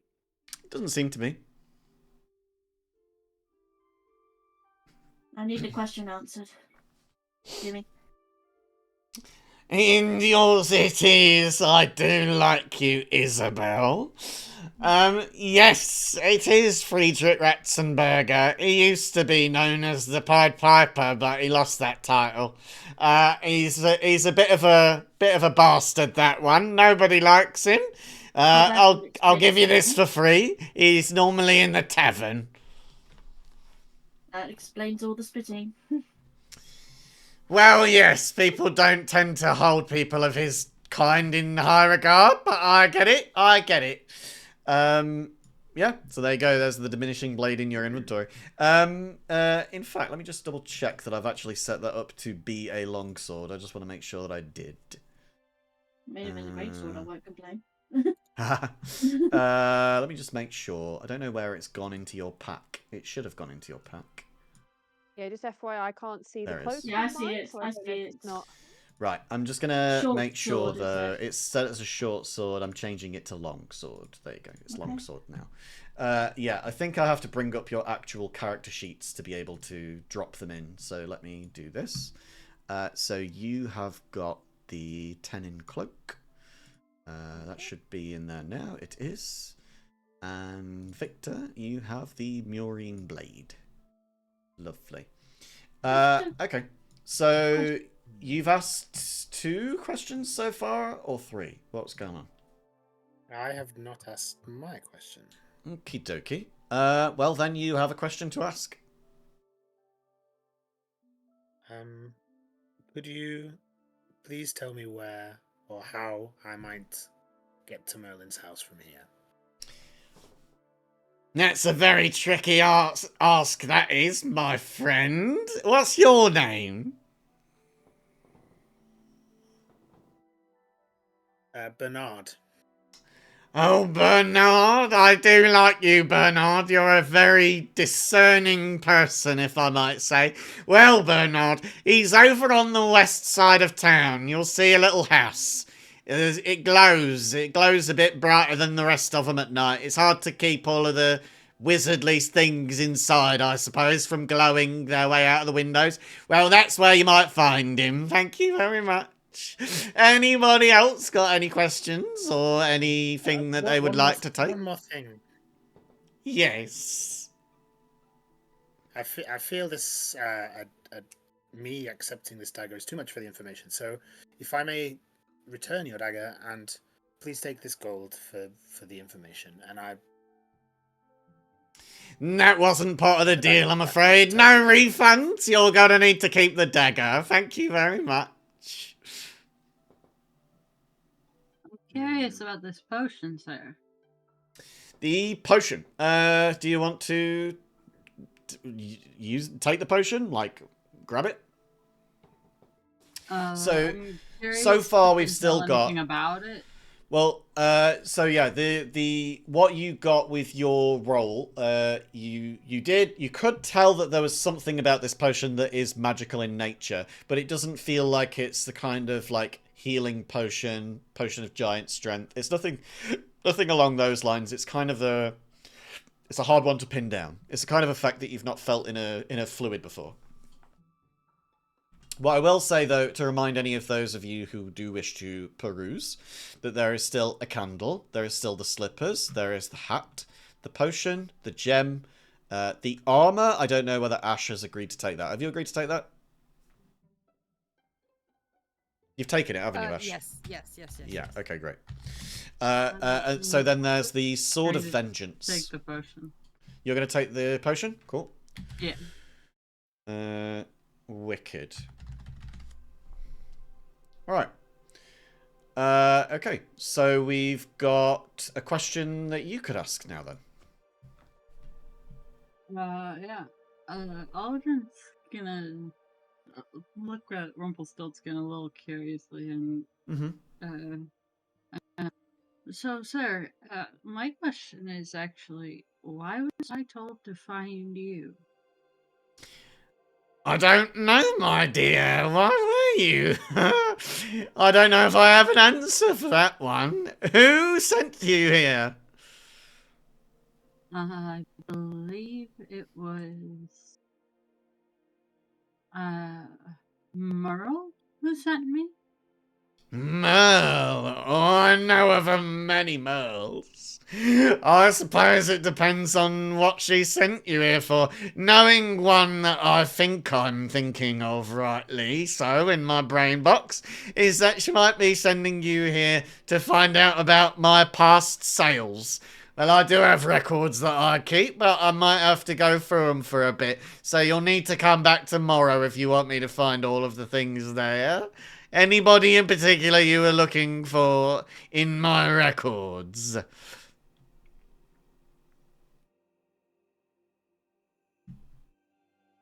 I'm not certain.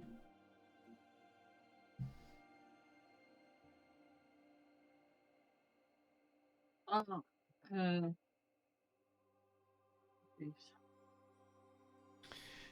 don't know. I was just told to come find you. Maybe we need to take some time and go through situations so that I know exactly what situation you find yourself in.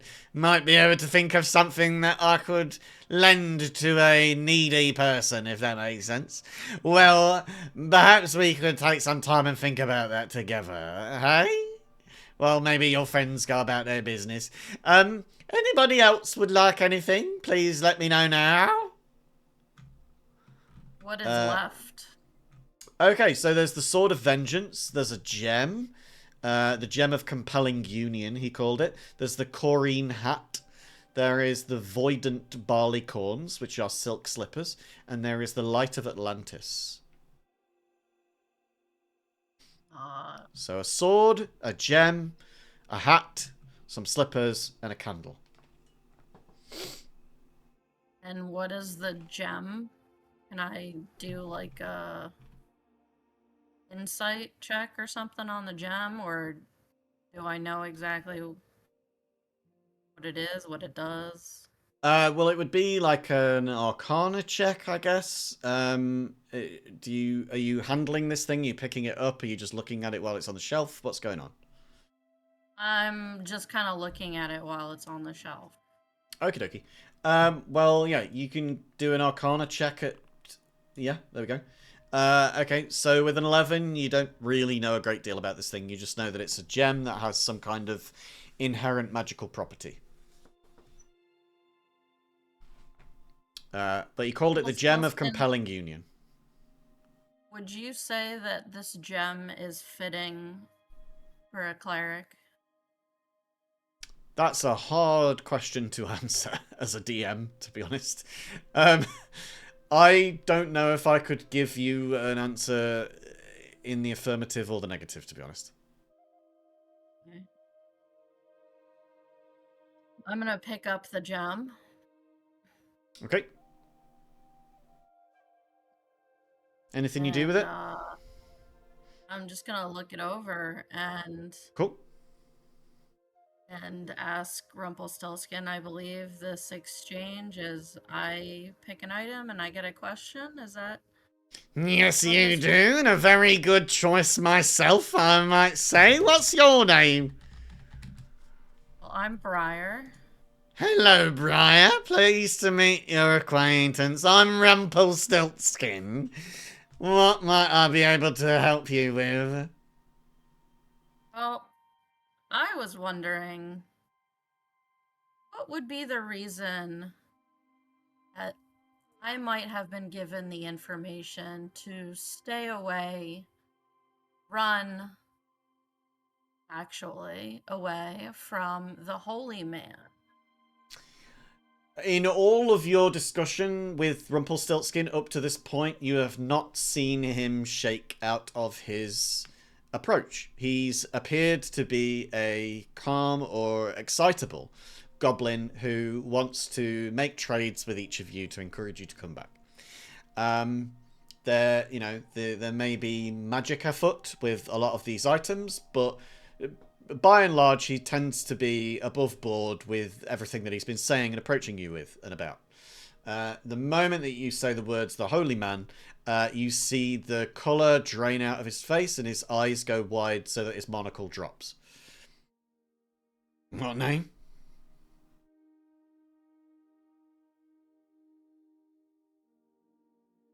What did you say, Jackal? You kind of broke up. What name? The Holy Man. The Cardinal. He closes his eyes and shudders. He goes clammy, and you'd see like a cold sweat on his brow. Well, I would just say, don't get on the wrong side of him. But we killed the Cardinal. No, you didn't. No, you didn't. And you better get out of my shop now. Get out of my shop. I'm not going to be seen with you if he comes back. I don't want to be here. No, thank you. Waldron's gonna pick up the hat and the slippers and say, an item for a question, right? Yes. I leave the shop. Okay. Why are you so afraid? He doesn't die.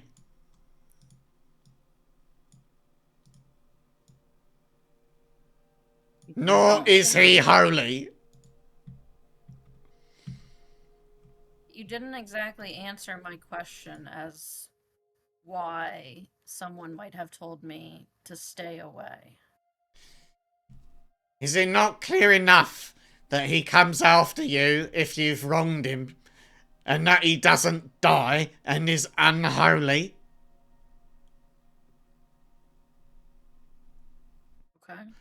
So I would say that's good enough information to stay away from such a person. Now, you've got one more question. I promised you that. I will give it to you. You better ask it quick, though, because I am going from here now. What do you know about dragon heritage? Quite a lot, actually. There's some lovely dragons out there. I think they get a bad rep. What about green ones? For you, I will not count that as an extra question. I like all dragons. And I have a feeling that there might be an answer to your first question, in fact. That I think I know what item you are looking for. And there was a certain Jack who I gave it to last. But I do warn you, it comes with consequences. I will discuss this with you later. Right now I need to go and clean myself down. I'm afraid I have soiled myself. And with that, we're going to bring a very late end to our third session. Can I yell in there, sorry, Rumpelstiltskin, I didn't mean to upset you? He doesn't reply.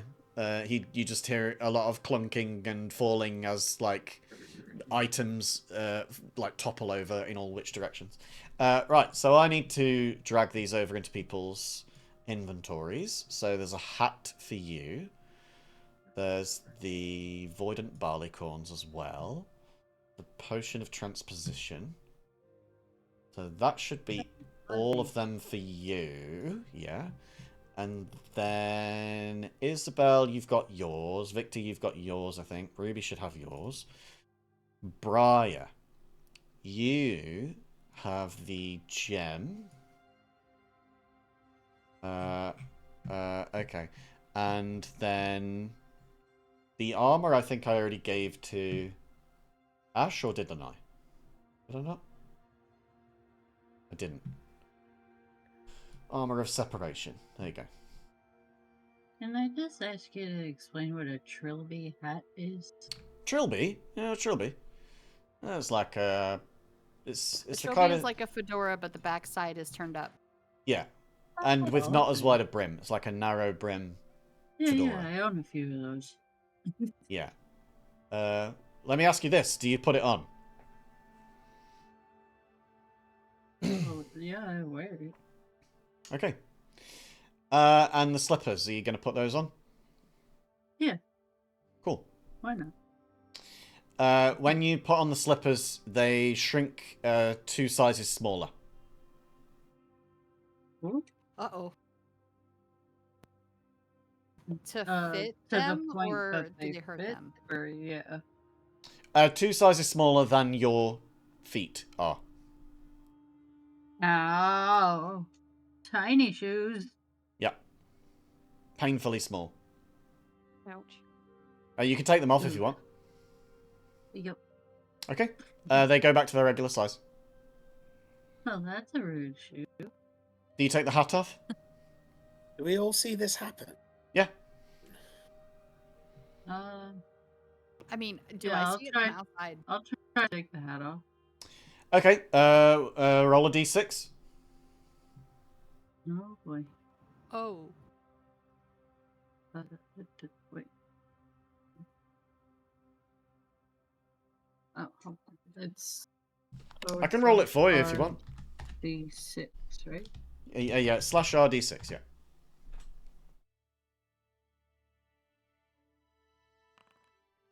Okay, as you take off the trilby comes off, but it's left. You're left with a wizard's hat on your head. There's a hat on my head now. So yeah, you've now got a wizard's hat on your head. You can only remove the hat once a day, and when you do, you have to roll a d6, and it will determine what kind of hat is underneath it. But it will multiply. It's the hat of many hats? It's the hat of hats, yes. The hat of hats. Corrine Oh, that's a hat. trick. Corrine is the new name that I gave it because Corrine is an anagram of encore. Oh Yeah. my gosh, yes. Yes. Honestly. Also, Briar, you would notice immediately that the gem of compelling union will not move from your hand. You can push it around. It is like attached to your skin, essentially, like a fixed tattoo, but a 3D one. But you can push it around and you can move it somewhere else, but you can't get it off. Is it doing anything? No. Other than not. No, it just exists there and it won't get off. Okay. Yeah. Now I'm Ruby, wondering if I you should don't be notice wearing anything in armor. particular. Ruby doesn't notice anything in particular with the cloak. Victor, you notice that the blade, the dagger, you don't really have a scabbard that's shaped to be the same as a rat, because it is a rat skeleton, essentially. But it is constantly glowing to like a blinding aspect. Okay. And you don't know why it's glowing, but you know that it's glowing, and it doesn't dim at all. But it is a dagger with a +2 bonus. So, stats of a dagger with a +2 bonus, I guess. Can I try and hold it against the inside of my coat to see if the glow comes through my coat? It definitely does, yeah. You see it through the threads. It's very, very powerful magical glow. But it's called a Murine blade. Murine is the word that means, in the English language, it means relating to rats. Oh, okay. Yeah. And then after an hour spent with the armor of separation, Ash, you notice that yes, you have become attuned to it, and you are now resistant to which one did you choose? Bludgeoning, piercing, or slashing? Piercing. Piercing. Okay. So you recognize that you are now resistant to piercing damage of all kinds. However, you are also now vulnerable to bludgeoning and slashing.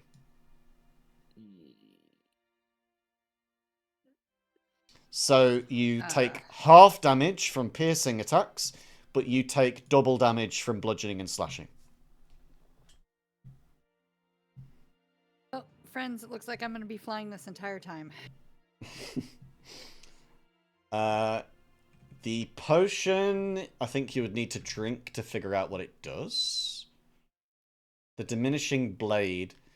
Isabel, it strikes you after some time of looking and handling this thing. It's an adamantine blade. It's indestructible. It's also quite dull. That means you can't sharpen it. Go figures. It's literally just a sword that you can't sharpen, so it's useless.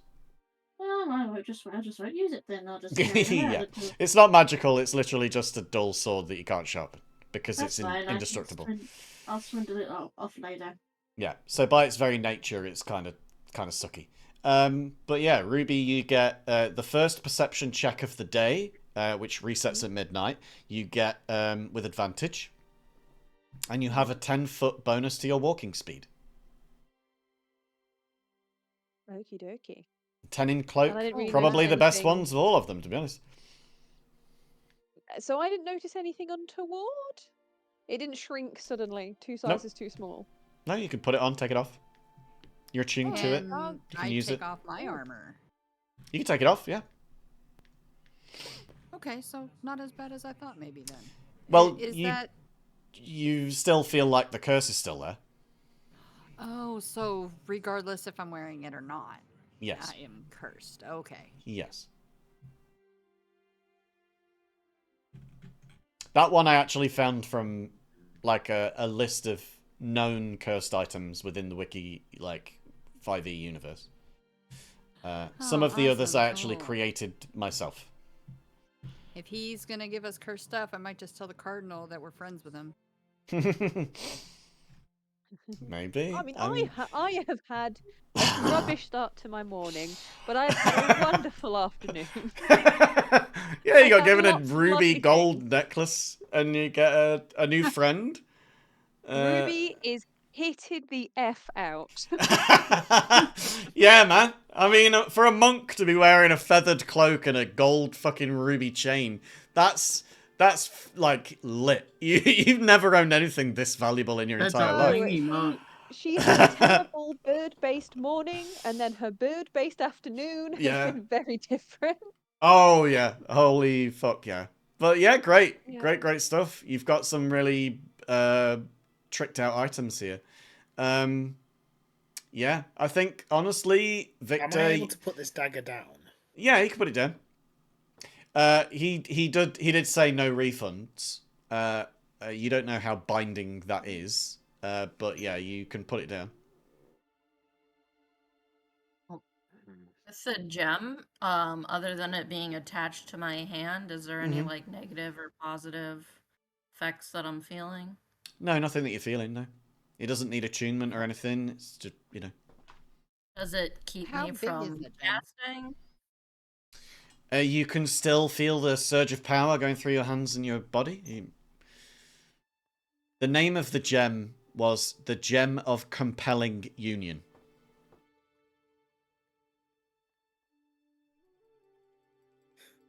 Serene. Literally, like, forced adhesion. What purpose? Does there need to be one? I guess not. Listen, there were some really fucked up items in here and some kind of, you know, not so bad ones, and then some really fucking great ones, actually. And you have avoided one really mundane one and one kind of really cool one, actually, but that has its downsides. Yeah, so I will tell you just because I doubt that you're going to walk back in here and go, oh, please give me some of the other shit. So the Light of Atlantis was a candle that is fireproof. Light of Atlantis, because Atlantis is underwater. Are you kidding me? Nope. That's literally it. It's just a fireproof candle. How do you light it? You don't. You don't. It's a useless candle. It's just wax. Yeah, it's just a useless Just candle. a lump of wax. That was a gimme. That was like a free question to anybody that picked it up. Was just like, oh yeah, I mean, it's just a candle that I'm never gonna light. And the Sword of Vengeance is an existing one. The candle was one that I saw in another place, somebody else's homebrew. But the Sword of Vengeance, I believe, is actually an existing sword. So it's a +1 longsword. Once attuned, the user is cursed to never want to be parted from the sword, forcing them to keep it on their person at all times. And whenever you try and use any other weapon, you will use them at disadvantage. Also, whenever you take damage in combat, you need to make a Wisdom 15 DC saving throw, or you must attack the offending creature until either you or them are at 0 HP. You're like compelled to have vengeance on them. That would have been terrible. Yeah. So yeah, that's fun. Aldrin's now wearing a big ass wizard's hat. We love that. And you've taken off your slippers. Yeah, evil slippers are pinchy toes. Yeah. You know whereabouts Merlin might be, and you know where Friedrich Ratzenberger is, or might be. And Rumpelstiltskin says that... Yeah, and Rumpelstiltskin says that he thinks he knows what you're after, but that he might need some time to process this and get himself ready before he can talk in length. And that's really me just saying, we've taken enough time. This session needs to end. It's supposed to be 2 hours, and we're at nearly 3 now. So we're gonna end it there because a lot of people need to sleep or go and collect people from places. But yeah, that was very fun. I enjoyed that session very much. That was chock-a-block with stuff. You're a monster. You got... I'm a fucking monster, he says. Yeah, you saw a bunch of monstrosities ripped from this reality into another. You met a lovely Kenku who traded you for a gem because you nat 20'd a whittled thing. You went to see Rumpelstiltskin. You got spat at in the streets. You got questions and answers. You received a bunch of items. Some of which you have answers for and some of which you don't. But no refunds. And yeah, I think some of you have come off quite bad from that barter, and some of you not so much. But there you go.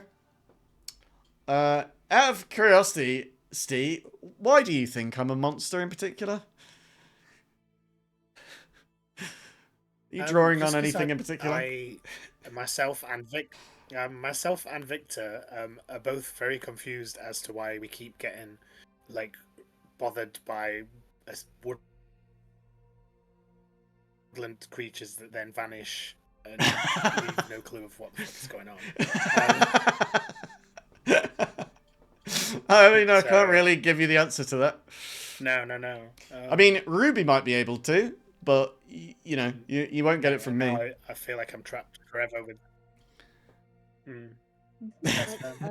I have no understanding of what's happening, and I also quite like the idea of Kenku being considered a woodland creature. Yeah. Yeah. A fully sentient person. It's not a woodland creature. Yeah, and a teenage girl. Yeah. God damn it, that chicken, that enormous chicken, you find them in the woods all the time. The amount of birds weird theme. And I loved hearing, I finally heard it. For once I actually heard it. You didn't get to mute your microphone fast enough when I did Rumpelstiltskin's voice and you were like, God damn it. It was so fucking great. I was trying so hard Discreet. to get what my goal is to get one session where I don't lose my shit at one of your accents. Hello. So far you've got me every time. Yeah, I was like, shit. That voice sounds like something I've heard of a short that I keep running into. It might be, yeah. I mean, the best homebrews just pillage a bunch of good ideas from other people, so I have most likely heard it from somewhere. The thing is, though, what accent isn't unique? You know, do you know what I mean? Like, well, no, what accent is unique? There you go. Because, like, every accent that exists has to be all of the accents that could possibly exist, right? Like, I can't, on the spot, come up with a new accent that doesn't exist somewhere in the world. I'm not that creative. So I've got to find it from somewhere. All of a sudden, Brooklyn. Yeah. I mean, I did think that, I think that Steve was, like, cracking a little bit when I was doing the Kenku voice, because I came out with, like, a Glaswegian accent at one point. I'm pretty sure I heard you crack a little bit. It's so funny. Sorry, but I am back. I don't think No you're problem. allowed to confuse us all so much. And then ask us to come up with an accent that has never been heard before in the same session. That's not really very fair. Yeah, exactly. Yeah, Well, no, I really I'm enjoyed not going that. to go to sleep now. I'll be up all night trying to think of an accent. But also, right, Riddles. it's not me challenging you to come up with one. It's me rationalizing that nobody could ever come up with a brand new accent that no one's ever heard. It just doesn't happen. You can't do it. You know, if you want to take that as a challenge, then take it as a challenge. But it ain't meant as That's one. homework for next week. Steve, by the way, before you go to sleep, try and imagine how big space is. It's the same thing. Yeah, a little bit. Yeah, fair. Well, yeah, I mean, I did enjoy that. Go to sleep and someone says, "Where are your friends?" Yeah, where are your friends? But also, I really liked. Every night. I did really like the little little tag on the end of what Daitsu was saying of your friends, and you immediately picked up on it. I loved that. I love that bit. Yeah. I just enjoyed you taking the mick out of me trying to do a Discord whisper. It's like, come on, let me whisper. Yeah, I mean, look, as I said in our session 0, there's no such thing as an automatic success on stealth just because you say, I say this so that nobody hears it. No. Do you know what I mean? I if you whisper, you're going to have to roll for it regardless. Yeah. I knew there was going to be a roll. I didn't know if you wanted me or everyone else. That was all. Don't worry. Yeah, no, you're all good. I'm it's not just trying to retcon everything. I'm not that. No. It's literally just because you'd said it so loud that I was like, you can't possibly be trying to whisper that, surely. And then you clarified that you were whispering it. I was like, oh, yeah, okay, that's fine. Yeah, no, that's all right. Maybe Ruby's a secret clairvoyant. Who knows? I love that the Kenku couldn't whisper, though. Yes. Yeah. But to be fair, I have been told on many an occasion that my voice is very loud and does carry. So I have been told to be quiet by a lot of people in my life. You know, just stand 5 meters away, face the opposite direction, and then sing. So we literally do that. We're in Giddy Giraffe's stream. If she hits a stream goal of like I think it's 10 subs for each goal, whatever stream it's on that the 10 gets hit on the goal, for that stream at the end of it there is karaoke, and anybody that's in the stream that wants to join the karaoke can join in the Discord VC and sing. And I do it occasionally, but my voice is so loud, even to like a microphone that's like 3 meters away from me and I'm facing the wall, that it still peaks and people can't hear half of what I'm singing because I'm so fucking loud. And I've like tried everything. I can't stop my microphone from just peaking all the fucking time. That was really fun to try to fix. I think I've fixed it now, though. I think I've, like, gone deep enough into the settings of the microphone itself and updated all drivers and shit that now it's actually, like, quite effective. But, I don't know. Yeah. So, anyway, we are actually at 3 hours now, so I'm going to say that this is where we're going to draw it to a close. Thank you, everybody, for being here. That was immensely fun. I enjoyed every moment of that. The fight, the Kenku, the spitting on you in the street. And yeah, I apologise. Yeah, I enjoyed that. Yeah. To be fair, he spat at the floor, not at you. But yeah, and then Rumpelstiltskin as well. The bird and the cat are friends now. The bird and the cat are friends, and we love that. BFFs. And you may have lost all of your gold, bar 3 pieces, but you now have a gemstone of immeasurable value. And then there's also the one that Ruby's got. Yes. Anyway. Ruby is having a terrible day. We will return to the shop at the start of next session. We shall. And with that, thank you, everybody. Into the moon. You could try. No refunds. Anyway, with that, thank you all so much for being here. It's been incredible. And I will see you all this time. Well, see you all 3 hours back, but this time next week. Does that make sense? Because I wouldn't see you at this time next week because we'd already be an hour past finishing. It makes sense in my mind. At the beginning of session next. Yeah. It makes sense in my mind. Anyway, I think everybody that was in the audience has now left because they're all tired as well. So we're not going to bother raiding anybody. I'm just going to end. So goodbye, everybody. I love you all. It's been wonderful. I'll see you all next time. Bye. Doodles.